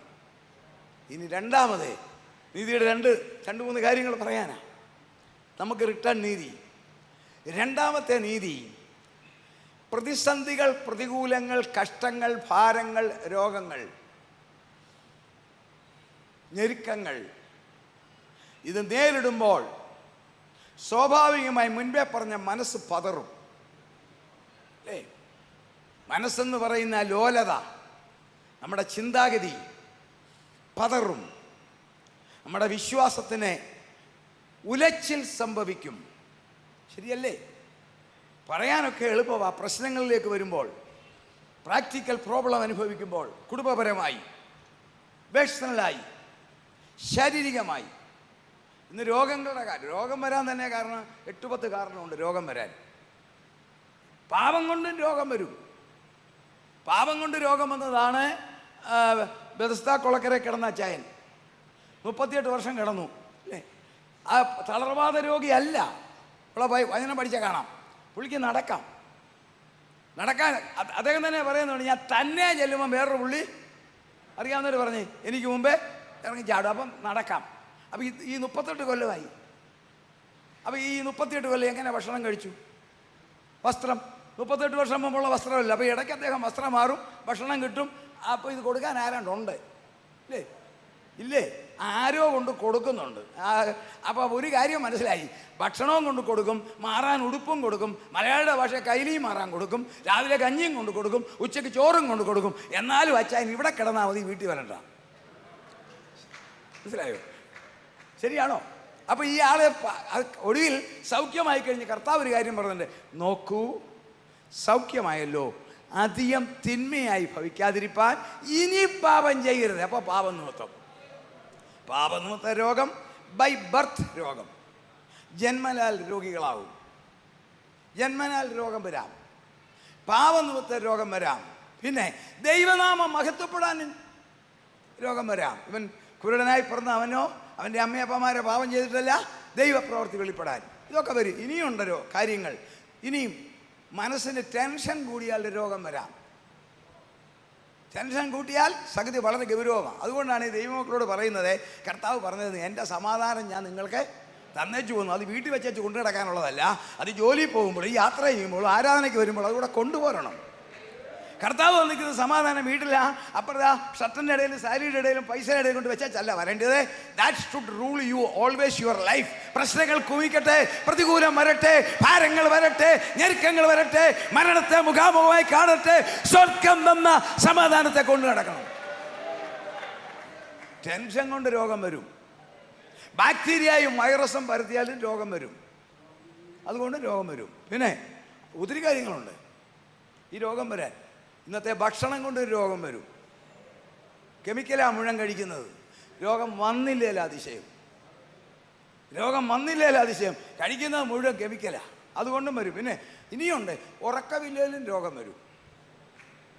Price the Lord. എന്ന് പറഞ്ഞാൽ 24 മണിക്കൂർ ഉറങ്ങണമെന്നല്ല. ദൈവമക്കൾ പ്രാർത്ഥിച്ചു കഴിഞ്ഞ് സമാധാനത്തോടെ കിടന്നുറങ്ങണം. പ്രശ്നങ്ങളെല്ലാം തലയുടെ കിഴി വെക്കരുത്, മാറ്റിയേക്കണം. ഉറങ്ങിയില്ലേൽ വരും. ഇനിയും അമിത ഭക്ഷണവും വരും. ആരോഗ്യത്തിനും പ്രായത്തിനും അപ്പുറം അടിച്ചാലുണ്ടല്ലോ സംഗതി മാറും. ഇന്ന് രോഗം വർദ്ധിച്ച ഒരു കാലമാണ്. പാപനിമിത്തം മാത്രമല്ല, അന്ത്യകാലം. നമുക്ക് പറ്റാത്ത ക്ലൈമറ്റിക്കൽ കണ്ടീഷൻ ഒരു വിധത്തിൽ നമുക്ക് പറ്റിയാൽ നമ്മുടെ ബോഡി 98.4 ആണ് ടെമ്പറേച്ചർ. ആ ടെമ്പറേച്ചറിന് പറ്റിയൊരു കാലമല്ലിത്. നിങ്ങൾക്കറിയാം. നമ്മളതിനെ ആർട്ടിഫിഷ്യലായിട്ട് എയർ കണ്ടീഷനറൊക്കെ വെച്ചാലും നമ്മളറിയാതെ നമ്മുടെ ശരീരത്തെ പരോക്ഷമായി കുത്തുക. വിചാരിക്കാൻ സാധിക്കത്തില്ല, നമ്മളറിയുന്നില്ല. അപ്പോൾ ഇന്നത്തെ വേൾഡ് അന്ത്യകാലം എതിർ ക്രിസ്തുവിന് വേണ്ടി പോകുന്ന ഡെബിളിക് വേൾഡിലേക്ക് കയറിക്കഴിഞ്ഞു ദൈവമക്കളെ. തിരുവല്ല എന്ന് പറഞ്ഞാൽ ഒരുപക്ഷെ SC ജംഗ്ഷനോ KSRTC ആയിരിക്കാം തിരുവല്ല. പക്ഷേ കോട്ടയത്ത് നിന്ന് ഞങ്ങൾ വരുമ്പം രാമഞ്ചിറ കഴിഞ്ഞാൽ ഞങ്ങൾ പറയും തിരുവല്ലയിലായി. ചെങ്ങന്നൂരിൽ നിന്ന് വരുമ്പം തോലശ്ശേരി കഴിഞ്ഞാൽ പറയും തിരുവല്ലയിലായി. ഇല്ലേ? ഇതുപോലെ ഡെബിളിക് വേൾഡിലേക്ക് കയറിക്കഴിഞ്ഞിരിക്കുന്ന കാലമാണ്. ആ സെൻറ്ററിലോട്ട് പോകണേ നിങ്ങളും ഞാനും ഒന്ന് മാറി ഈ ഹോൾ ശൂന്യമായാൽ മാത്രം മതി, അവൻ കയറി വരും. അങ്ങനത്തെ ഒരു ലോകത്തിൽ നിൽക്കുമ്പോൾ നിരവധി പ്രശ്നങ്ങളുണ്ട്. പ്രശ്നങ്ങളുടെ നടുവിലാ. അതുകൊണ്ടാണ് കർത്താവ് പറഞ്ഞത്, ലോകത്തിൽ നിങ്ങൾക്ക് കഷ്ടമുണ്ട്, ധൈര്യപ്പെടുവീൻ, ഞാൻ ലോകത്തെ ജയിച്ചിരിക്കുന്നു. അങ്ങനെ കഷ്ടങ്ങൾ, രോഗങ്ങൾ, ഞെരുക്കങ്ങൾ ഇത് നമ്മളെ ഇങ്ങനെ വേട്ടയാടുമ്പോൾ നീതി കേട്ടോണം. ദൈവത്തിൻ്റെ നോട്ടം ഒരു കമ്പ്യൂട്ടറിൽ, നമ്മൾ കമ്പ്യൂട്ടറിൽ ഉപയോഗിക്കുന്ന വ്യക്തി കമ്പ്യൂട്ടറിൻ്റെ സ്ക്രീനിൽ നോക്കുന്നത് പോലെ, ഡോക്ടർ ഒരു രോഗിയെ പരിശോധിക്കുന്നത് പോലെ, സ്വർഗം തൻ്റെ ദൈവത്തിൻ്റെ അത്യന്ത ശക്തിയാൽ എൻ്റെയും നിങ്ങളുടെയും ജീവിതത്തിൻ്റെ കഷ്ടങ്ങളും പ്രതികൂലങ്ങളും പ്രയാസങ്ങളും വരുമ്പോൾ നമ്മുടെ മനസ്സിൻ്റെ പൾസ് സ്വർഗം നോക്കും. കഷ്ടങ്ങൾ, നല്ല കാലത്ത് ആരാധിക്കാൻ ആർക്കാ പ്രയാസം? ഇഷ്ടം പോലെ പൈസ, നല്ല വാഹനം, നല്ല ആരോഗ്യം, മക്കളെല്ലാം നല്ല നിലയിൽ, നല്ല സുന്ദരം വീട്, ഒരു പ്രോബ്ലം ഇല്ല. ആ ഓട്ടോമാറ്റിക്കായിട്ട് ആരാധന വരും. അതൊക്കെ വരട്ടെ, നല്ല കാര്യമാണ്. പക്ഷെങ്കിൽ നേരെ റിവേഴ്സായി സകലതും എനിക്ക് പ്രതികൂലമെന്ന് യാക്കോബ് പറഞ്ഞതുപോലെ സകല പ്രതികൂലത്തിൻ്റെയും തിരകൾ ഉയരുമ്പോൾ സ്വർഗം നോക്കും. എൻ്റെ സ്പിരിച്വൽ പൾസ് എവിടെ? അല്ലേ കേൾക്കുന്ന സഹോദരി, അച്ഛായ, പ്രശ്നങ്ങളെ നോക്കി നീ വിഷമിക്കണ്ട. സ്വർഗം നിന്റെ പൾസ് നോക്കുക. ഈ ഘട്ടത്തിൽ, ഈ രോഗത്തിൽ, ഈ ഭാരത്തിൽ നിന്റെ മനസ്സെന്താണ്? ആ സമയത്ത് സ്വർഗം നോക്കുന്നത് നമുക്ക് നിരാശയുണ്ടോ എന്നാണ്. അതാണ് സ്വർഗം നോക്കുന്നത്. ഇതെല്ലാം നമുക്ക് വരും പല കാരണങ്ങളാലാണ്. എല്ലാം ഒന്നും വിശദീകരിക്കാനൊക്കത്തില്ല. ഒന്ന്, നമ്മുടെ ആത്മീയ അന്തസ്സത്തെ അളക്കാൻ. രണ്ട്, അവിടെ പ്രതിഫലം തരാൻ. മൂന്ന്, നമ്മളെ നിർത്തിയിരിക്കുന്ന ഒരു സാത്താൻ എന്ന് പറയുന്ന ദൈവത്തിൻ്റെ ശത്രുവിനോട് എതിരെയാണ്. ആ എതിരെ നിൽക്കുമ്പോൾ നമ്മൾ ജോലി ചെയ്യുമ്പോൾ, നമുക്ക് അധ്വാനിക്കുമ്പോൾ നമ്മൾ വിയർക്കുന്നു. ഞാനിപ്പോൾ പ്രസംഗിക്കുകയാണ്, എൻ്റെ ശരീരം വിയർക്കുന്നു. അത് രോഗമല്ല. ബ്ലഡ് ഷുഗർ താണാ വിയർക്കും, അത് രോഗമാണ്. ഇപ്പോൾ ഞാൻ വേർക്കുന്നത് ബ്ലഡ് ഷുഗർ താണിട്ടല്ല, ഞാൻ പ്രസംഗിക്കുന്ന. ഇതുപോലെ സാത്താൻ്റെ ശത്രുവും ദൈവമക്കളുടെ ശത്രുവാകുന്ന സാത്താനോട് ഫൈറ്റ് ചെയ്യാൻ ദൈവം നമ്പുരാൻ ഈ ഭൂമിയിൽ വെച്ചിരിക്കുന്ന ഒരൊറ്റ കൂട്ടരാരാന്നറിയാവോ? മനുഷ്യരല്ല, ദൈവമക്കളെ മാത്രമാണ്. ദൈവമക്കളെന്ന് പറഞ്ഞാൽ രക്ഷിക്കപ്പെട്ട് അവൻ്റെ കൽപ്പന അനുസരിച്ച് അവനെ ആരാധിക്കാൻ, പാപത്തിൽ നിന്നും വേർപെട്ട് സത്യത്തിലും വിശുദ്ധിയിലും വചനപ്രകാരം ആരാധിക്കാൻ നിൽക്കുന്നവർക്ക് മാത്രമേ സാത്താനോട് എതിരിടാൻ അവകാശമുള്ളൂ, അധികാരമുള്ളൂ. അപ്പോൾ നമ്മുടെ മെൻറ്റാലിറ്റി എന്താണ്? നമ്മുടെ മനസ്സെന്താണ്? നിരാശയാണോ? ഇതാണ് സ്വർഗം നോക്കുന്നത്. ഒരു വാക്യം ഒന്ന് വായിക്കണമേ നീതിയെക്കുറിച്ച്. യോബിൻ്റെ പുസ്തകം 27-ാം അധ്യായത്തിൻ്റെ 6-ാമത്തെ വാക്യം വായിക്കാം. യോബിൻ്റെ പുസ്തകം 27:6. എന്റെ നീതി ഞാൻ വിടാതെ മുറുകെ പിടിക്കുന്നു. മതി മോളെ, താങ്ക് യു. എൻ്റെ നീതി ഞാൻ വിടാതെ മുറുകെ പിടിച്ചിരിക്കുന്നു. ഈ യോബിൻ്റെ ചരിത്രം അറിയാത്ത ക്രൈസ്തവരില്ല. പിന്നെ നമ്മുടെ കാര്യം പറയണ്ടല്ലോ അല്ലേ? പക്ഷെ യോബ് നേരിടേണ്ടി വന്നതായ 4 ഇൻഡയറക്റ്റ് അറ്റാക്കുണ്ട്. ഹാർട്ട് അറ്റാക്ക് അല്ല, തൻ്റെ മനസ്സിന് നേരെ വന്ന അറ്റാക്ക്. ഈ അറ്റാക്ക് കഴിഞ്ഞപ്പോഴാണ് അദ്ദേഹം പറയുന്നത്, എൻ്റെ നീതി ഞാൻ വിടത്തില്ല. 23:10 പറഞ്ഞു. 23:10 അതേ അധ്യായം 23. എന്നാൽ ഞാൻ നടക്കുന്ന വഴി അവൻ അറിയുന്നു. എന്നെ ശോധന കഴിച്ചാൽ ഞാൻ പൊന്നുപോലെ പുറത്തു വരും. തിരുവല്ല കരിഷ്മയിൽ പങ്കെടുക്കുന്ന ദൈവമക്കളെ, ഞാനും നിങ്ങളും പറയേണ്ട നീതി, എന്നെ ശോധന കഴിച്ചാൽ ഞാൻ പൊന്നുപോലെ പുറത്തു വരും. യോബിനെ നമുക്കറിയാം, നഷ്ടപ്പെട്ടതെല്ലാം. ധനവാൻ, 10 മക്കളും പോയി, ആനുവൽ ഫോഴ്സ് മുഴുവൻ പോയി, മൃഗസമ്പത്ത് മുഴുവൻ പോയി. അതെല്ലാവർക്കും അറിയാം. മക്കൾ ഒരേ ദിവസം 10 ശവപ്പെട്ടി സഹിക്കുവോ? അതും പോട്ടെ, പിശാച് തന്നെ പറഞ്ഞു ഇവൻ അതെല്ലാം സംഭവിക്കും. പക്ഷേ ത്വക്കിന് പകരം ത്വക്ക്, ദേഹത്തെ തൊട്ട് കളിച്ചാൽ വിവരം അറിയും. പലരും പറയത്തില്ലേ, എന്നാ വേണേലും പറഞ്ഞു എൻ്റെ ദേഹത്തെ തൊട്ട് കളിച്ചാൽ വിവരം അറിയുമെന്ന്. അപ്പം ദേഹത്തെ തൊട്ട് കളിച്ചു. ഇന്ന് വരെ വൈദ്യശാസ്ത്രം കണ്ടുപിടിച്ചിട്ടില്ലാത്ത കുഷ്ഠരോഗമല്ല, ഒരു പ്രത്യേകതരം അൾസർ ആ ശരീരം മുഴുവൻ ബാധിച്ചു. അതുകൊണ്ടാണ് അദ്ദേഹം ചാരത്തിലിരുന്നത് പറയുന്നത്. ഒരു പ്രിക്ലിങ് ഹീറ്റ് കിട്ടും ചാരത്തിലിരുന്നാൽ. അതിന് അദ്ദേഹം അവിടെ കയറി ഇരിക്കുന്നത്. ഓടിൻ്റെ കഷണം എടുത്ത് ചുരണ്ടുക, പൊറ്റ. ഒന്ന് ഭാവനെ കണ്ടേ ഒരമ്മച്ചിയല്ല, ഒരു സഹോദരി 2 ഞായറാഴ്ചയായിട്ട് ഒരു സഭയിൽ ആരാധനയ്ക്ക് പോയില്ല. അപ്പം ഞാൻ വിളിച്ചു ചോദിച്ചാ, 2 ആഴ്ചയായിട്ട് ആൻറ്റിയെ ആരാധനയ്ക്ക് പോയില്ലല്ലോ. അത് പാസ്റ്ററെ വരണമെന്നൊക്കെ ആഗ്രഹം ഉണ്ടായിരുന്നു, പക്ഷേ എൻ്റെ കാലിൻ്റെ താഴെ ഒരു ചെറിയ പരു വന്ന് 2 ആഴ്ച ആരാധന മുടക്കി അമ്മച്ചി കേരളത്തിലുണ്ടെങ്കിൽ ശരീരം മുഴുവൻ വ്രണം വന്ന ഒരു അച്ചായൻ്റെ സ്ഥിതി ഒന്ന് ചിന്തിച്ചേ. എന്നാൽ അദ്ദേഹത്തിനുണ്ടായ അറ്റാക്ക് എന്ന് പറയുന്നത് അതല്ല, ശരീരത്തിലാണ്. തൻ്റെ നീതി വെളിപ്പെടുത്താൻ പോവുക. നമുക്കറിയാം, 1ാമത്തെ അറ്റാക്ക് വീട്ടിൽ നിന്നാണ്. അകത്ത് യുദ്ധം എന്ന് കേട്ടിട്ടില്ലേ? വീട്ടിൽ നിന്ന് അറ്റാക്ക് എന്തുവാ? നീ നിൻ്റെ ദൈവത്തെ ത്യജിച്ച് പറഞ്ഞ് ഉപേക്ഷിച്ച്, ആരും ഒന്നും പറയുന്നില്ല. നീ നിൻ്റെ ദൈവത്തെ ത്യജിച്ച് പറഞ്ഞ് ഉപേക്ഷിച്ച് മരിച്ചു പറഞ്ഞത് ആരാ? ആ ഭാര്യയെന്ന് നമ്മൾ നാടൻ ഭാഷ പറഞ്ഞു. നല്ല കാലത്ത് അച്ചായ ബൂസ്റ്റ് വേണോ, ബോൺവിറ്റ വേണോ, മുട്ട 2 എടുക്കട്ടെ, ശരിയാണോ? അച്ചായന് ഇഷ്ടമുള്ള പായസം വരുന്നതാ, അടപ്പിറന്നവനാണോ? നമ്മുടെ രീതിയിലായി പറയുന്നത്. പാൽപ്പായസമാണോ? ഏതാണ് ഇഷ്ടം എന്ന് ചോദിച്ച് അച്ചായൻ്റെ ഷർട്ടും മാൻറ്റും എല്ലാം അയൺ ചെയ്ത് തേച്ച് കമ്പോഡിൽ കൊണ്ടുവച്ച് കൊടുത്ത്, അച്ചായ കുളിക്കുന്നില്ലേ, എണ്ണ തേക്കണ്ടേ എന്ന് പറഞ്ഞ ഭാര്യരിച്ച ഇഷ്ട ഭാര്യ ഏതെങ്കിലും ഒരു ഭാര്യ ഇങ്ങനെ പറയുമോ? നീ നിൻ്റെ ദൈവത്തെ ത്യജിച്ച് പറഞ്ഞ് ഉപേക്ഷിച്ച് മരിച്ചു കളക.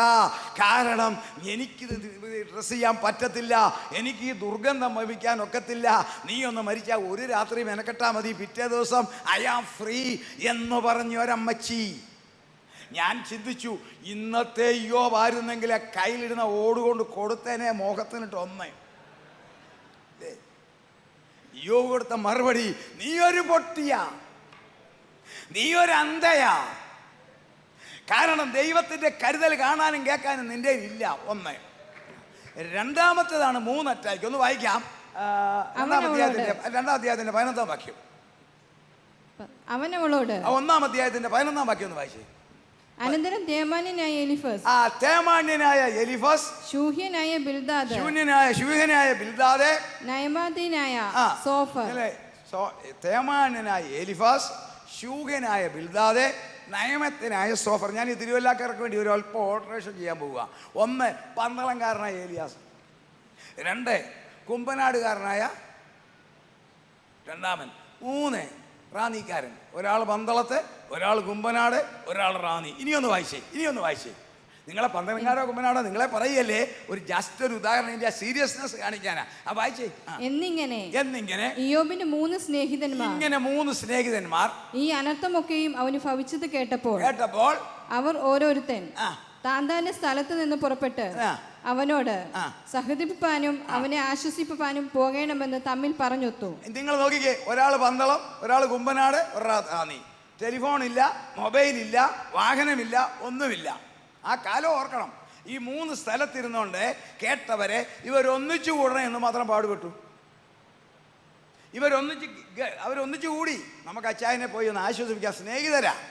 അതുകൊണ്ട് അറ്റാക്ക് വരാൻ പോവുക. നോക്കിക്കേ, നല്ല കാലത്ത് അവിടെ വന്ന് താമസിക്കും, ഇയ്യോബിൻ്റെ വീട്ടിൽ താമസിക്കും, ഭക്ഷണം കഴിക്കും, ഇയ്യോബ് കൊടുക്കുന്നെല്ലാം മേടിക്കും. അത് മേടിച്ച് സ്തോത്രവും പറഞ്ഞ് ഇന്നത്തെ നമ്മുടെ ഭാഷ 2 പ്രൈസലോടും ഒരു ഗ്ലോറിയും പറഞ്ഞു പോയ പുള്ളികളാണ്.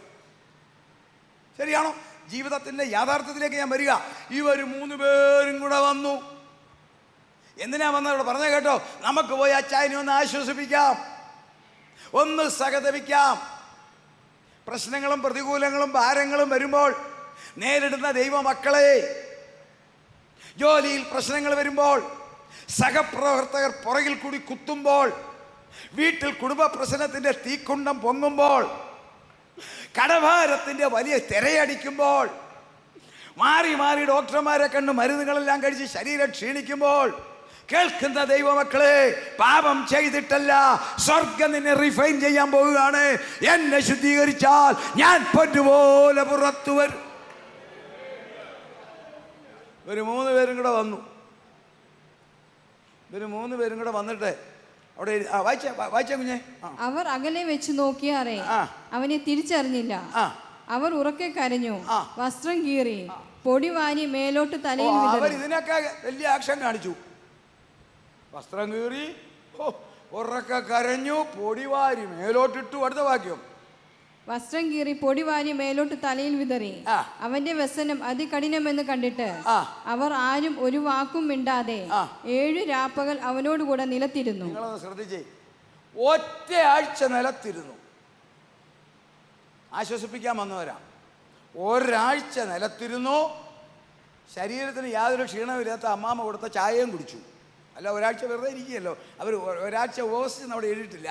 അവർ നിലത്തിരുന്നു 3 പേരും. നിങ്ങളെ ഭാവനയെ കാണണം. നമുക്ക് നേരിടുന്ന പ്രതികൂലങ്ങളെ ഞാനൊന്ന് പ്രാക്ടിക്കലി കാണിക്കുക. ഇവരടുത്തിരിക്കുക ഒരാഴ്ച. ഇരുന്ന് കഴിഞ്ഞ് ഒന്നാമൻ ആശ്വസിപ്പിച്ചത് കേട്ടോണോ? 4-ാം അധ്യായം 6-ാം വാക്യം. 4-ാം അധ്യായം 6-ാം വാക്യം. നിന്റെ ഭക്തി നിന്റെ ആശ്രയമല്ലയോ? നിന്റെ ഭക്തി നിന്റെ ആശ്രയമല്ലയോ? 7-ാം വാക്യം. ഓർത്തു നോക്കുക, നിർദോഷിയായി നശിച്ചവൻ. ഇനി ദൈവമക്കൾ എന്നെ ശ്രദ്ധിക്കാം. മോള് മാത്രം വായിക്കട്ടെ, എന്നാലേ അതിൻ്റെ കണ്ടൻസ് മനസ്സിലാകത്തുള്ളൂ. ഇദ്ദേഹം ചാരത്തിലിരിക്കുന്നു, ഇവർ ചാരത്തിലല്ല, ഇവരിപ്പുറത്തിരിക്കുന്നു. ഒരാഴ്ച കഴിഞ്ഞു. ഒന്നാമൻ വാ തുറന്ന് ചോദിക്കുക, എൻ്റെ അച്ചായ ഒന്ന് ഓർത്ത് നോക്കിക്കേ, ആർക്കാ നിർദോഷിക്ക് ഈ അപകടം വരുന്നത്? 10 മക്കള് നീ നിർദോഷിയാണെ മരിക്കുവോ? മുഴുവൻ ഒരു പശു പോട്ടെ, 2 ഒട്ടകം പോട്ടെ, മുഴുവൻ പോയില്ലേ? നിന്റെ ശരീരത്തിൽ രോഗം വന്നില്ലേ? ചോദിച്ചെന്താ? നിർദോഷിയായി നശിച്ചത് ആരോടാ പറയുന്നത്? ഇയ്യോബിനോട്. ഇത് പറയുമ്പം സ്വർഗത്തിലെ ദൈവം കൊടുത്ത സർട്ടിഫിക്കറ്റ് അവിടെ തൂക്കിക്കിടപ്പുണ്ട്. ഇത് വായിച്ചേ. 1-ന്റെ 2-ഉം 1-ന്റെ 1-ഉം 1-ന്റെ 6-ഉം വായിച്ചേ.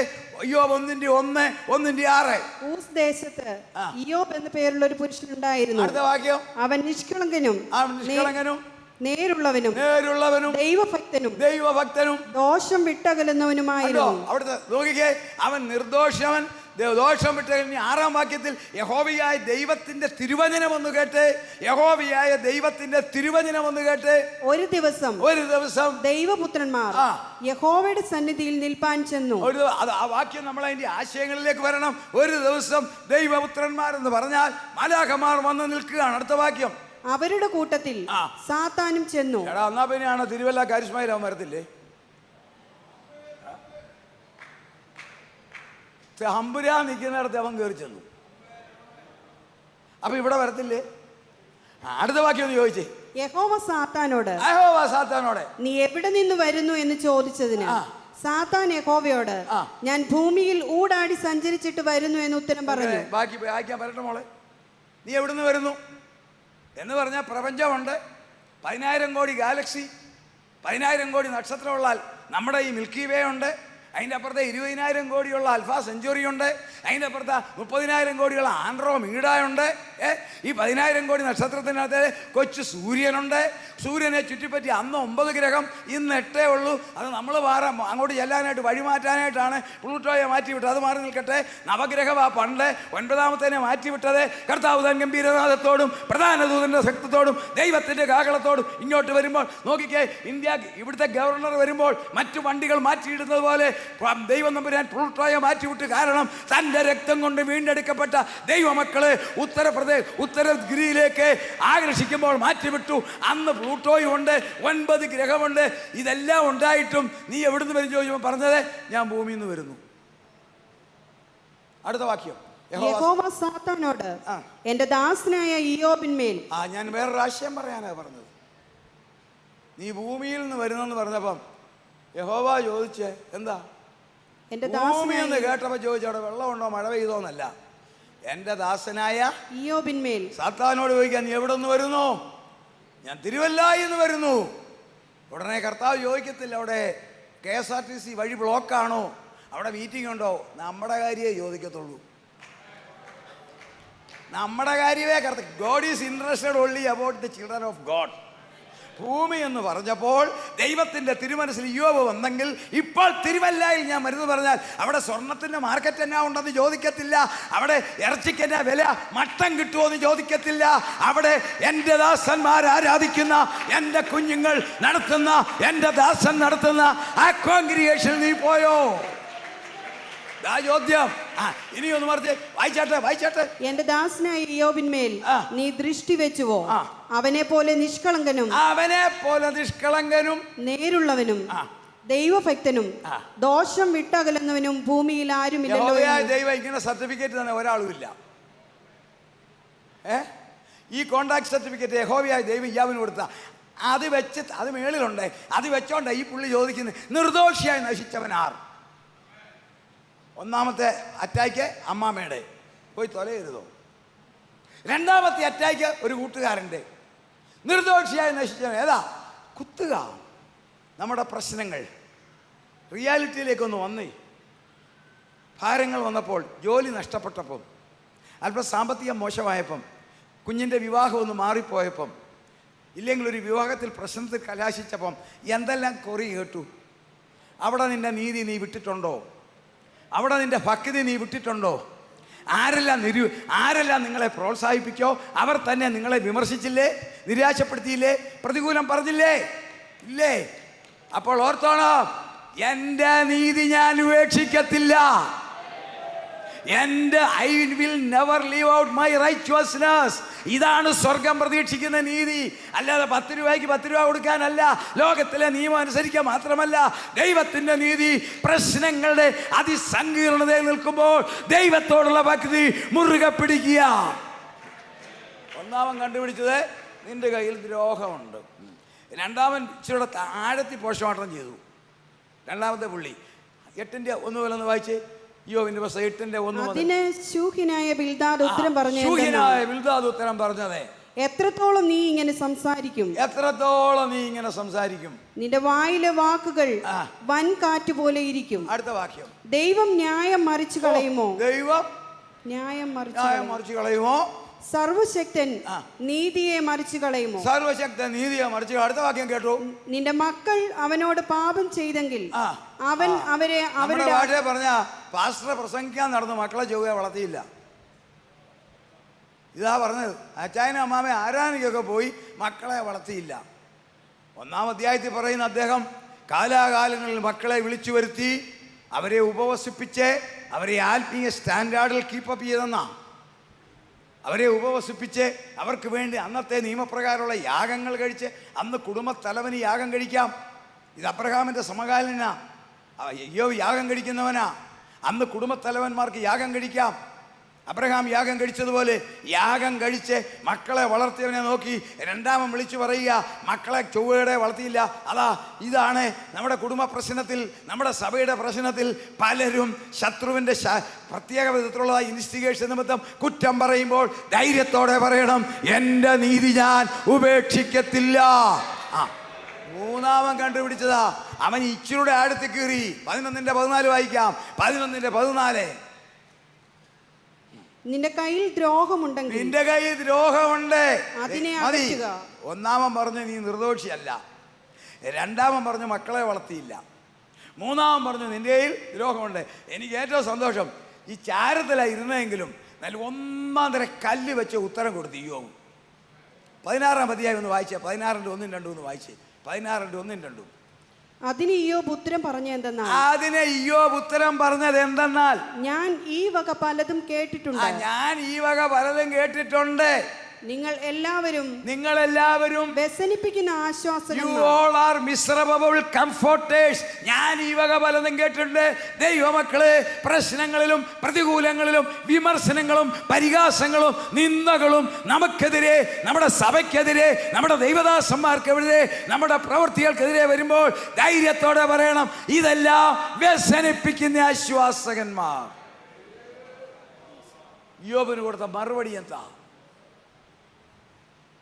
യോബിന് കൊടുത്ത ദൈവനീതി എന്താണ്? എല്ലാവർക്കും അറിയാം.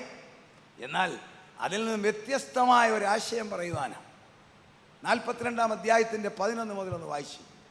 ദൈവം കൊടുത്ത നീതി. അവന്റെ സകല സഹോദരന്മാരും സഹോദരിമാരും മുമ്പേ അവന് പരിചയമുള്ളവരൊക്കെയും അവന്റെ അടുക്കൽ വന്ന് അവന്റെ വീട്ടിൽ അവനോടുകൂടെ ഭക്ഷണം കഴിച്ചു. നോക്കിക്കേ, രോഗമെല്ലാം മാറി.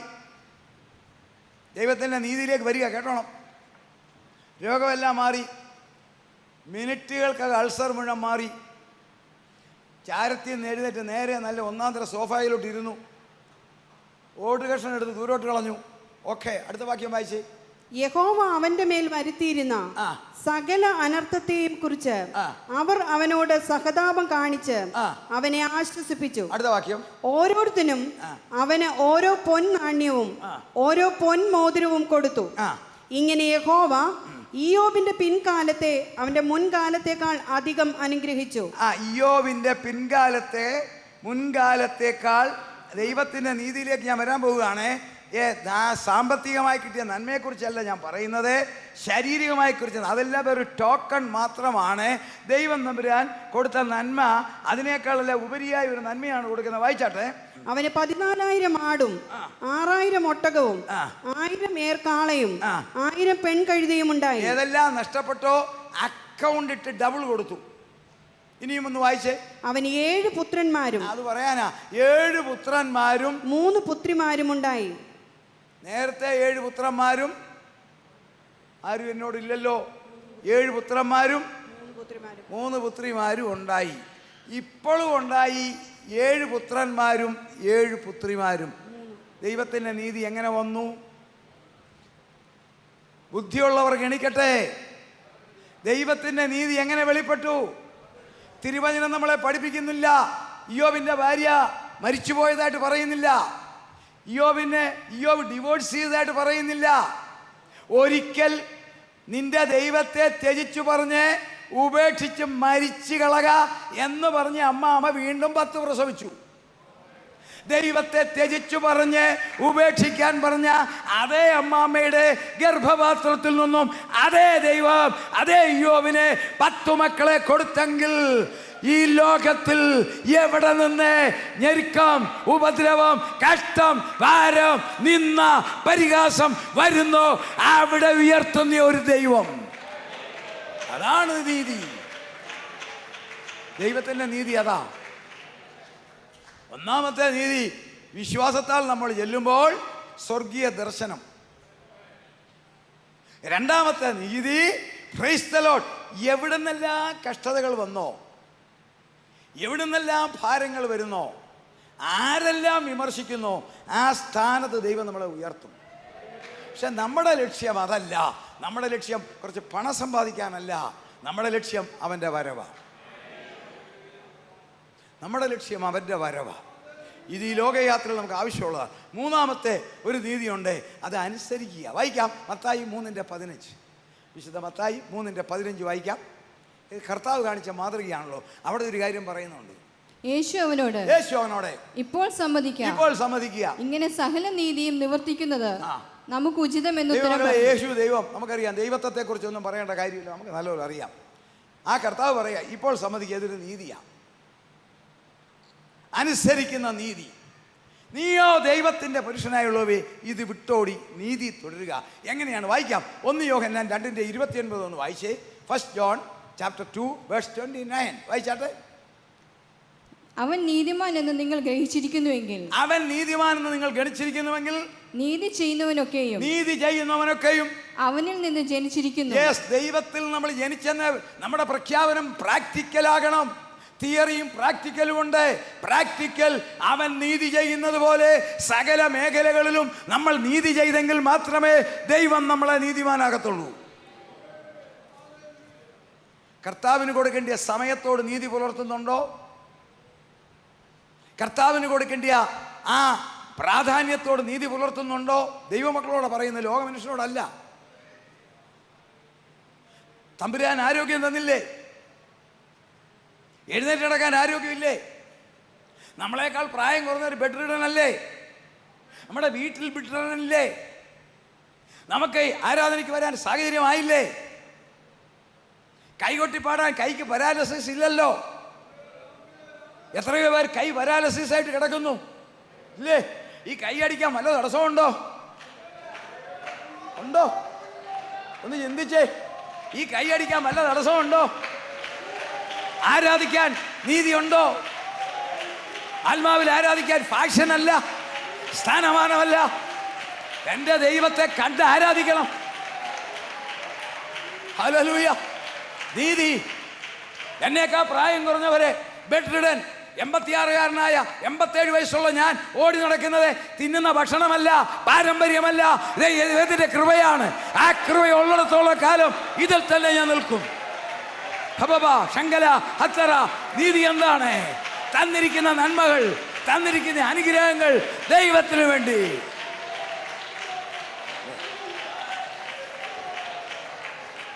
നമ്മുടെ കൈ അടിക്കാൻ, നാവിനെ ശബ്ദിക്കാൻ, ആരാധിക്കാൻ തന്നിരിക്കുന്ന സമയം, എല്ലാത്തിനും അക്കൗണ്ടബിളാ ദൈവമക്കൾക്ക്. നമുക്ക് ലഭിച്ചിരിക്കുന്ന സകലത്തിനും അക്കൗണ്ട് കൊടുക്കണം.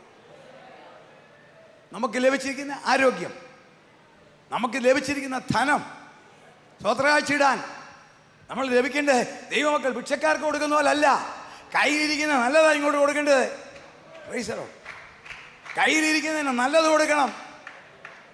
കർത്താവിൻ്റെ ദാസ രാജു പോക്കാല പാർഷക്കല്ല, ദൈവത്തിൻ്റെ അദ്ദേഹത്തിൻ്റെ കുടുംബത്തിന് ഇതൊന്നും ആവശ്യമില്ല. അല്ലെങ്കിൽ ദൈവദാസന്മാർക്കല്ല, എനിക്കല്ല. ഇത് കർത്താവിൻ്റെ വേലയ്ക്കാ. ദൈവമക്കളെ, അത് കൊടുക്കുമ്പോൾ അമർത്തി കുലുക്കി കവിയുന്നത് കിട്ടണമെങ്കിൽ കൊടുക്കേണ്ട രീതി കൊടുക്കണം. ഇതിനൊക്കെ കണക്ക് കൊടുക്കേണ്ടി വരും. നീതി അതാ. അല്ലാതെ 10 രൂപ സ്വത്രകാഴ്ച, 5 രൂപ സ്വത്രകാഴ്ച, അതല്ല നീതി. എൻ്റെ കഴിവിൻ്റെ നല്ലത് എൻ്റെ തമ്പുരാൻ ഞാൻ കൊടുക്കും. വീട്ടിൽ നല്ല മട്ടൻ കറി വെച്ചിട്ട് ഭർത്താവിന് എല്ലും മുട്ടവും ഭാര്യ മാംസവും തിന്നുന്ന ഭാര്യയുണ്ട്, കൈ വെക്കണം പടകെടുപ്പിക്കാനാണ്. ഇല്ല കേട്ടോ. അച്ചായന് ഏറ്റവും നല്ലത് കൊടുത്തിട്ട് ഒടുവിലെ കഷ്ണം മാത്രം ഭാര്യ കഴിക്കുക. അങ്ങനെയാണെങ്കിൽ സ്വത്രകാഴ്ച പാത്രം തീരുമ്പോൾ കർത്താവിന് എല്ലും മുട്ടവും കൊടുക്കരുതേ. എനിക്ക് നിങ്ങളുടെ ഒരു പിതാവിൻ്റെ സ്ഥാനത്ത് നിന്നുകൊണ്ട് ഞാൻ പറയുന്നതേ ഉള്ളൂ, കുറ്റം പറയുകയല്ല. ഇതൊക്കെ കണക്ക് കൊടുക്കേണ്ടി വരും, കണക്ക് കൊടുക്കേണ്ടി വരും. ഇവിടെ കൊടുത്തില്ലാണ്ട് മേളിലൊരു സ്ഥാപനമുണ്ട്, അങ്ങോട്ട് കൊണ്ട് കൊടുക്കേണ്ടി വരും. Price the Lord. ഇതെന്താ? നീതി. കർത്താവിന് സമയം, നമുക്ക് ലഭിച്ചിരിക്കുന്ന സമയം കർത്താവിന് കൊടുക്കണം. നമ്മുടെ ആരോഗ്യം കർത്താവിന് കൊടുക്കണം. നമ്മുടെ ഭൗമിക കാര്യങ്ങളെല്ലാം നടത്തിക്കോ. പക്ഷേ വായിക്കാം 1 യോഹന്നാൻ 3:7 വായിക്കാം. 1 യോഹന്നാൻ 3:7. കുഞ്ഞുങ്ങളെ, ആരും നിങ്ങളെ തെറ്റിക്കരുത്. അവൻ നീതിമാനായിരിക്കുന്നത് പോലെ നീതി ചെയ്യുന്നവൻ നീതിമാനാകുന്നു. നീതി ചെയ്യണം. നമ്മളിൽ നിന്ന് ദൈവം പ്രതീക്ഷിക്കുന്ന നിയമം അനുസരിക്കുകയല്ല. അതെല്ലാവരും ചെയ്യും പൗരന്മാർ. സ്വർഗം നമ്മളിൽ നിന്ന് പ്രതീക്ഷിക്കുന്ന 3 നീതി ഞാൻ പറഞ്ഞു. 1, വിശ്വാസത്താലുള്ള നീതിയിൽ ആമീൻ അദൃശ്യമായ അനുഗ്രഹത്തെ കാണും, അബ്രഹാം കണ്ടതുപോലെ. 2, ജീവിതത്തിൻ്റെ കഷ്ടങ്ങൾ നീതി വരുമ്പോൾ എല്ലാം നഷ്ടപ്പെട്ടെങ്കിൽ അത് തിരിച്ചു തരുന്ന പോലെ, മാത്രമല്ല എവിടെന്ന് പ്രശ്നമുണ്ടായോ അവരെ കൊണ്ട് തിരുത്തി പറയിപ്പിക്കും. 3, അനുസരണത്തിൻ്റെ നീതി ചെയ്യുമ്പോൾ സ്വർഗം നമ്മളെ നീതിമാനെന്ന് പ്രഖ്യാപിക്കും. ഒടുവിലായിട്ട് എന്താ ചെയ്യുന്നത്? വായിക്കാം. 2 തെസ്സലോനിയർ 1:6. ദൈവത്തിൻ്റെ നീതി, അതിൻ്റെ സമയം അടുത്തിരിക്കുകയാണ്. 2 തെസ്സലോനിയർ 1:6. കർത്താവായ യേശു തന്റെ ശക്തിയുള്ള ദൂതന്മാരുമായി സ്വർഗത്തിൽ നിന്ന് അഗ്നിജ്വാലയിൽ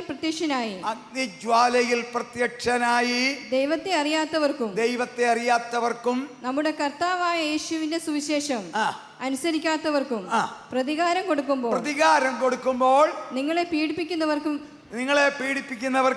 പീഡ അനുഭവിക്കുന്ന നിങ്ങൾക്ക് ഞങ്ങളോടുകൂടെ ആശ്വാസവും പകരും. പകരം നൽകുന്നത് ദൈവസന്നിധിയിൽ നീതിയല്ലോ. കർത്താവിന്റെ വരവിൽ എടുക്കപ്പെടുന്ന നീതിയെ കുറിച്ചല്ല പറയുന്നത്. നാം ഈ തലമുറയിൽ രൂപാന്തരപ്പെടും. സ്വർഗത്തിൽ നമ്മൾ എത്തിയിരിക്കും. ഈ ദ്രവത്വമുള്ളത് അദ്രവത്വത്തെ അവകാശമാക്കും. 7 വർഷക്കാലം എല്ലാ ദൈവമക്കൾക്കും അറിയാം. സ്വർഗത്തിൽ 2-3 കാര്യം. 1, എ പെർഫെക്റ്റ് വർഷിപ്പ്, പരിപൂർണ ആരാധന. ഇന്ന് കണ്ണാടിയിൽ കടമഴിയായി കാണുന്നു, ഇന്ന് വിശ്വാസത്താൽ ആരാധിക്കുന്നു, എന്നാൽ തേജോമയനെ നേരിട്ട് കണ്ട് ആരാധിക്കും. 2, തേജസ്സിന്റെ ശരീരത്തിനകത്തെ പരിജ്ഞാനത്തിന്റെ ശക്തി പകർന്നു തരും. തേജസ്സിന്റെ ശരീരത്തിൽ ദൈവ പരിജ്ഞാനത്തിന്റെ ശക്തി ഇപ്പോൾ നാം കണ്ണാടിയിൽ കടമഴിയായി കാണുന്നു, ഇല്ലേ? അവിടെ ചെല്ലുമ്പോൾ എന്താ?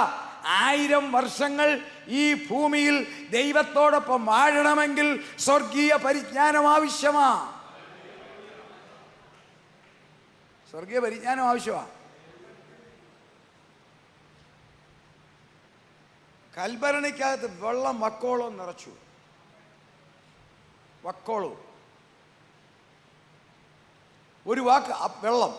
ഇപ്പോൾ കർത്താവ് പറഞ്ഞതാ അത് വൈനായി മാറി. അതെങ്ങനെ സംഭവിച്ചു? ഇപ്പോൾ എന്ന് തമ്പുരാൻ ഒരു വാക്ക് പറഞ്ഞപ്പോൾ വാട്ടർ ചേഞ്ച് ആസ് വൈൻ. അതിൻ്റെ പുറകിലൊരു സയൻസ് ഉണ്ട്. സഹോദരി തന്നെ പറഞ്ഞു അഴുകിയ ശരീരമാണ്, ഇനി വല്ലാത്ത ഗന്ധം വരും, കല്ല് മാറ്റണ്ട, അതവിടെ നിൽക്കട്ടെന്ന് പറഞ്ഞു.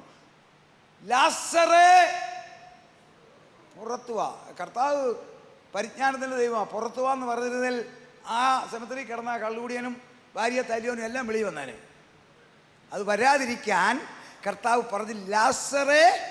ഇത് തന്നെയാ കർത്താവിൻ്റെ വരവിലും. അല്ലാതെ മരിച്ചവർ അക്ഷയരായി ഓർക്കുന്ന മരിച്ചതെല്ലാം കയറി വരുമെന്ന് ഓർക്കരുത്. പ്രൈസല്ലോ, മരിച്ചതെല്ലാം കയറി വരുമെന്ന് ഓർക്കരുത്. അവിടെ ഇൻഡിവിജ്വലി ഞാനോ നിങ്ങളോ കർത്താവിൽ നിദ്ര പ്രാപിച്ചാൽ ആ വരവിൽ നമ്മുടെ പേര് വിളിക്കും, അല്ലാത്തതൊന്നും അനങ്ങത്തില്ല, അവിടെ കിടക്കത്തേ ഉള്ളൂ. ഇവിടെ ഒരു ആ ദൈവദാസൻ്റെ പേര് ഞാൻ പറയാൻ ആഗ്രഹിക്കുന്നില്ല.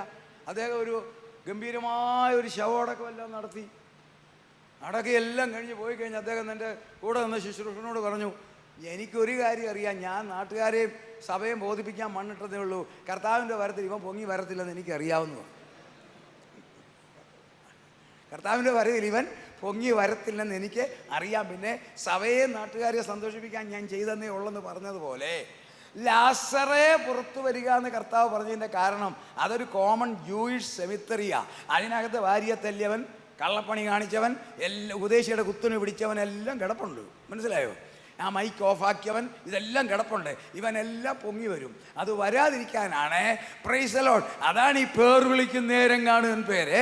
അങ്ങനെ വന്നു, കർത്താവ് വന്നു, നമ്മളെ എടുത്ത്. ഇപ്പോൾ അങ്ങനെ ലാസർ പുറത്തു വരണമെങ്കിൽ ആ ദ്രവത്വമുള്ള ശരീരം മറ്റൊരു ശരീരമാകിയപ്പോൾ ഒരു ഹെവൻലി പ്രോസസ്സ് അവിടെ നടന്നു. അതെന്താണെന്ന് നമ്മുടെ ബുദ്ധിക്ക് മനസ്സിലാകത്തില്ല. ഇന്ന് ഈ തലച്ചോറിന് ഉൾക്കൊള്ളാനൊക്കത്തില്ല. അത് മനസ്സിലാക്കാൻ അങ്ങോട്ട് കൊണ്ടുചെല്ലുന്നത്. രണ്ടാമത്തെ കാര്യം, സ്വർഗത്തിൽ ചെല്ലുമ്പോൾ 1 perfect worship, 2 praise the lord. എന്തിനാണെന്നറിയാമോ മനസ്സിലാക്കുന്നത്? അത് മനസ്സിലാക്കുന്നത് ഈ ഭൂമിയിൽ 1000 വർഷം കർത്താവിനോട് വാഴാൻ. 3 ദൈവം തന്നെ സ്നേഹിക്കുന്നവർക്ക് ഒരുക്കിയിട്ടുള്ളത് കണ്ണ് കണ്ടിട്ടില്ല, ചെവി കേട്ടിട്ടില്ല, ആരുടെയും മനസ്സിൽ തോന്നാത്ത പ്രതിഫലം. നമുക്ക് 7 തേജസ്സാണ്. അത് വൈകിട്ട് ഞാൻ സമയം കിട്ടിയാൽ പറയാം. രൂപാന്തരപ്പെട്ടാൽ കിട്ടുന്ന 7 കൈൻഡ് ഓഫ് ഗ്ലോറിയസ് അപ്ലിക്കേഷനാണ് നമുക്ക് വരാൻ പോകുന്നത്. സമയം കിട്ടിയാലേ പറയത്തുള്ളൂ, മുൻകൂർ ജാമ്യം എടുത്താണ് പറയുന്നത്. അപ്പോൾ 7 തേജസ്സാണ്. അതിലൊന്നാണ് ഞാൻ പറഞ്ഞത്. നമ്മൾ തേജസ്സോടെ കർത്താവ് വാഴാൻ പോവുക. പ്രതിഫലം. ഈ മീറ്റിങ്ങിന് വന്നതിന് പ്രതിഫലം. കർത്താവിൻ്റെ ദാസന്മാർ ഇത്രയും അധ്വാനിച്ചതിന് പ്രതിഫലം.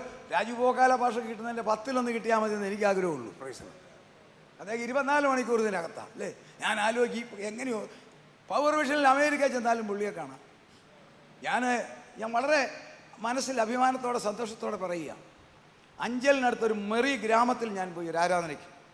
വെറും ഒരു ഗ്രാമമാണ്. കാറുണ്ടെങ്കിലും പോകത്തില്ല, നടന്നാണ് പോയത്. ഒരു ആരാധന കഴിഞ്ഞു, 12:30 തോന്നുന്നു. അപ്പോൾ ഒരു അമ്മച്ചി ബെഡ് റിഡനായിട്ട് കിടപ്പുണ്ട്. അമ്മച്ചിക്ക് വേണ്ടി പ്രാർത്ഥിക്കാൻ അമ്മച്ചിയുടെ മകൾ എന്നോട് പറഞ്ഞു, ആവശ്യപ്പെട്ടു. ആ മോളുടെ പേര് ലൂസി എന്നാണ്. അവൾ ബോംബെ ബോണം റോട്ടപ്പാന്ന് ഇവിടെ നമ്മുടെ അമ്മ ഇതായിട്ട് കിടക്കുകയാണ്, പാരാലിസിസ്റ്റായിട്ട് കിടക്കുകയാണ്.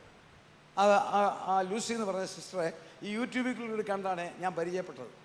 പ്രാർത്ഥനാ വിഷയങ്ങൾ പറയും. അങ്ങനെ പറഞ്ഞു, സാറേ. അപ്പം ഞാൻ അവിടെ ചെന്നപ്പോൾ ഈ ലൂസി അവിടെ ഉണ്ട്. ഞാൻ ആ ലൂസി സാറിനോട് പ്രയർ റിക്വസ്റ്റ് പറഞ്ഞ, ലൂസിയ സാറേ, എൻ്റെ വീട് ഇവിടുന്ന് വെറും 200 മീറ്റർ അപ്പുറത്താണ്. 12:30 നല്ല നട്ടാ വെയിലാണ്. എനിക്ക് തിരിച്ചിങ്ങ് കോട്ടയം വരാനുള്ളതാണ്. എൻ്റെ വീട്ടിൽ വന്ന് എൻ്റെ അമ്മച്ചിക്ക് വേണ്ടി ഒന്ന് പ്രാർത്ഥിക്കാമോ എന്ന് ചോദിച്ചപ്പോൾ തീർച്ചയായിട്ടും ഒരു ദൈവദാസനെന്ന് ഞാൻ പോയി. ആ ഗ്രാമത്തിലൊരു ചെറിയൊരു വീട്, വലിയ കെട്ടുമട്ടുമൊന്നുള്ള വീടല്ല, ഒരു ചെറിയൊരു വീട്, ആകെ 2 മുറിയുള്ളെന്ന് തോന്നുന്നു. ആ മുറി കയറി പയ്യനെ കണ്ട് അതിശയമായ ഒരു വിഷയമാണ്. ഈ അമ്മച്ചി കട്ടിലെ കിടക്കുന്നു. അമ്മച്ചിയുടെ നേരെ മുമ്പിൽ ഒരു TV-ക്കകത്ത് കർത്താവിൻ്റെ ദാസൻ രാജു പൂവക്കാല നിന്ന് പ്രസംഗിക്കുന്നു. കരങ്ങളെ ഉയർത്തി ദൈവത്തെ സ്തുതിച്ച ദൈവമക്കളെ. ഹല്ലേലൂയ. ഞാൻ വളരെ സന്തോഷം എനിക്ക് തോന്നി. ഞാൻ ഡയറി കുറിച്ച് വെച്ചിട്ടുണ്ട് അദ്ദേഹത്തിൻ്റെ പ്രസംഗ വിഷയം വരെ. ഈ പാരാലിസ്റ്റായിട്ടുള്ള അമ്മച്ചി അദ്ദേഹത്തിൻ്റെ പ്രസംഗം കേട്ട് ആശ്വസിക്കുക. അതുകൊണ്ടാണ് ഞാൻ പറഞ്ഞതല്ല, മുഖസ്തുതി പറഞ്ഞതല്ല, പ്രതിഫലങ്ങൾ നമുക്ക് കിട്ടും. ഇങ്ങനെ തേജസ്സിൻ്റെ ശരീരം കിട്ടും, തേജസ്സിൻ്റെ ജ്ഞാനം കിട്ടും, തേജസ്സിൻ്റെ പ്രതിഫലം കിട്ടി. തിരിച്ചിങ്ങോട്ട് വരുമ്പോൾ ഇവിടുത്തെ സകല വചനവിരുദ്ധ പ്രവൃത്തികൾ ചെയ്തവരെയും സാത്താൻ്റെ ശക്തികളെയും സാത്താനെയും അടിച്ച് തകർത്തിട്ട് കർത്താവിൻ്റെ കാന്തയായി നമ്മൾ വാഴുന്നതാണ് ദൈവത്തിൻ്റെ നീതി. ആ നീതി പ്രാപിക്കണമെങ്കിൽ ഇന്നത്തെ ലോകത്തിൽ നമ്മൾ നീതി പ്രാക്ടിക്കലാക്കാൻ വിശ്വാസത്താലുള്ള നീതി, അബ്രഹാമിനെ പോലെ കഷ്ടതയിലുള്ള നീതി, ഹല്ലേലൂയ, യോബിനെ പോലെ അനുസരണത്തിന്റെ നീതി, കർത്താവ് കാണിച്ച മാതൃക. അങ്ങനെയാണെങ്കിൽ നീതി ചെയ്യുന്നവനായി മാറുമ്പോൾ നീതി ലഭിക്കും. നീയോ നോക്കിക്കേ, ദൈവത്തിന്റെ മനുഷ്യനായുള്ളവേ. കർത്താവിന്റെ ദാസനെടുത്ത വാക്യമാ. അതിന് മുമ്പ് കുറച്ച് കാര്യമുണ്ട്. അത് വിട്ടോടെ വെട്ടിപ്പിടിക്കാനുള്ള ഓട്ടം നിർത്തേ. അത് വിട്ട് നീ ഓടെ. അത് ഇവിടത്തേക്കുള്ളതാ. നീ സ്വർഗത്തിലേക്കുള്ളത് സമ്പാദിക്കേ. നീയോ അത് വിട്ടോടി നീതി, വിശ്വാസം ഇവയെ പിന്തുടരുക. വിശ്വാസത്തിന്റെ നല്ല പോർപ്പൊരുതുക. കാലം ഇവിടെ തീരുകയാണ്. ഇന്ന് വൈകിട്ട് ഞാൻ സംസാരിക്കാം. നമ്മൾ നിൽക്കുന്നത് ടേക്ക് ഓഫിന്റെ തൊട്ട് പുറകിലാണ്. എയർപോർട്ടിൽ പോയി ബോർഡിംഗ് പാസ് മേടിച്ച് ആ വിൻഡോയിൽ പോയിരിക്കുന്നതല്ല, ഗേറ്റിൽ പോയിരിക്കുന്ന സ്ഥിതിയിലാണ്. എല്ലാവരും ഫ്ലൈറ്റിലൊക്കെ യാത്ര ചെയ്യുന്നവരാണല്ലോ അല്ലേ. ഇവിടുന്ന് അവിടെ ചെന്ന് ബാഗേജും കയറ്റി വിട്ട് ഒരു കയ്യിലൊരു ബാഗ് മാത്രമായിട്ട് ലിഫ്റ്റ് വഴി ഗേറ്റ് നമ്പർ 7 അവിടെ പോയി ഇരിക്കും. പിന്നെ നോക്കുന്നത് എങ്ങനെയാണ്, അവിടുത്തെ തുറക്കുന്നുണ്ടോ, കയറണ സീറ്റ് നോക്കിയിരിക്കുന്നില്ലേ. ഇതുപോലെ നമ്മൾ ഇരിക്കുക, ഗേറ്റ് നമ്പറിൽ ഇരിക്കുക. ഏതാ? Gate number 6, rapture. അതിനകത്തൊക്കെ വന്നിരിക്കുക. ബാഗേജ് എല്ലാം പോയി, എല്ലാം കയറ്റി വിട്ടു ഇല്ലേ? അതോ കയ്യിൽ വല്ലതും ഉണ്ടോ? എല്ലാം അങ്ങ് വിട്ടേരെ. സകല ഭാരവും മുറുകെ പറ്റുന്ന പാവവും വിടെ. നമ്മൾ നിൽക്കുക. ഇനി ഒറ്റ പ്രശ്നമേ ഉള്ളൂ. എല്ലാ അടയാളങ്ങളും ഇനി ബൈബിളിൽ വെളിപ്പെടുത്തിയ ഒരു അടയാളവും ഇല്ല. തിരുവചനം വെളിപ്പെടുത്തിയ മുഴുവൻ അടയാളവും ഒന്നിച്ച് നിവർത്തിച്ചു കൊണ്ടിരിക്കുന്നത് കാണുന്ന തലമുറയോടെ ഞാൻ പറയുന്നത്. നമ്മുടെ കർത്താവിൻ്റെ വരവ് ഈ തലമുറയിലാണ്. ഈ തലമുറ, ദിസ് ജനറേഷൻ. ഇവിടുത്തെ എല്ലാ ക്രൂസേഡിലും എന്നെ വിളിച്ചപ്പോൾ ഞാൻ പറഞ്ഞ കാര്യമാണ്, സ്വർഗം എനിക്കുന്ന ദർശനമാണ്. ഇതിനകത്തിരിക്കുന്ന ഞാൻ അലങ്കാര ഭാഷ പറയുകയാണ്, ശവപ്പെട്ടി വേണ്ടി ഒരാരും ഇതിനകത്തില്ല. സ്വാഭാവിക മരണം ആർക്കും എപ്പോഴും സംഭവിക്കാം. ഞാൻ ആ കാര്യമല്ല, വചനപ്രകാരം ജീവിച്ചാൽ എനിക്ക് നിങ്ങൾക്കും ഒരു മരണമല്ല, സ്വാഭാവിക മരണം സംഭവിക്കാം. എന്നാൽ വിശുദ്ധിയിൽ നിന്നാൽ, നീതിയെ പിന്തുടർന്നാൽ, വിശ്വാസത്തിന്റെ പോരുന്നാൽ ഈ ശരീരം രൂപാന്തരപ്പെടും. ഈ ദ്രവത്വമുള്ള ദ്രവത്യാകം വാക്ക് പറഞ്ഞാൽ മാറാത്ത കർത്താവ് സകല ലോക സംഭവങ്ങളും മണിക്കൂർ കൊണ്ട് എനിക്ക് പറയാൻ സാധിക്കുന്നെല്ലാം ഞാൻ പറയും. നിവർത്തിക്കാൻ ഇനി ഒന്നുമില്ല. ഇനി ഒറ്റ കാര്യം, കാഹളം കേൾക്കണം. അത്രമേൽ സംഗതി ഗൗരവമാണ്. കേരളത്തിൻ്റെ ചൂട് നിങ്ങൾക്കറിയാമല്ലോ. ഡിഗ്രി കൂടി വരിക. ചൂട് കൂടിയാലേ നമ്മൾ എടുക്കപ്പെടത്തുള്ളൂ. അതുകൊണ്ട് ചൂട് കുറയാൻ ആരും പ്രാർത്ഥിക്കരുത്. ഓരോ ഡിഗ്രി ചൂട് കൂടുമ്പോഴും അതിൻ്റെ കാരണം വൈകുന്നേരം ഞാൻ പറയാം. ചൂട് ഇനിയും കൂടണം. കാപ്പി തിളയ്ക്കണമെങ്കിലേ ബബിളിങ് വരണം. പാത്രത്തിൽ കൊണ്ട് സ്റ്റൗവിലോട്ട് കാപ്പി വെച്ചിട്ട് അച്ചായന് ധൃതിയാന്ന് പറഞ്ഞാൽ തിളയ്ക്കാതെ കാപ്പി പൊടിയിട്ട കാപ്പി ആകത്തില്ല. 100 ഡിഗ്രിയിൽ അത് തിളയ്ക്കുമ്പോഴേ കാപ്പി ആകത്തുള്ളൂ. അതുപോലെ ഈ ചൂടൊന്ന് കൂടണം. എന്തിനാ? റാപ്ചർ നടക്കണമെങ്കിൽ ചൂട് കൂടണം. സയൻസ് പറയുന്നതാ, തോമസ് മാമ പറയുന്നതല്ല. അത് അങ്ങനെയാണെങ്കിൽ ചൂട് കൂടുമ്പോൾ ഞാൻ സന്തോഷിക്കും. എൻ്റെ ദൈവമേ കർത്താവേ അടുത്തല്ലോ, ഹല്ലേലൂയ. ഈ തലമുറ കർത്താവിൻ്റെ വരവിൻ്റെ തലമുറയാ. ഈ കരിഷ്മയിൽ നിൽക്കാം, വൈകുന്നേരം ബലം ധരിക്കാം, കർത്താവിന് വേണ്ടി കാത്തിരിക്കാം. ഈ വചനങ്ങളാൽ കർത്താവ് നമ്മളെ അനുഗ്രഹിക്കട്ടെ.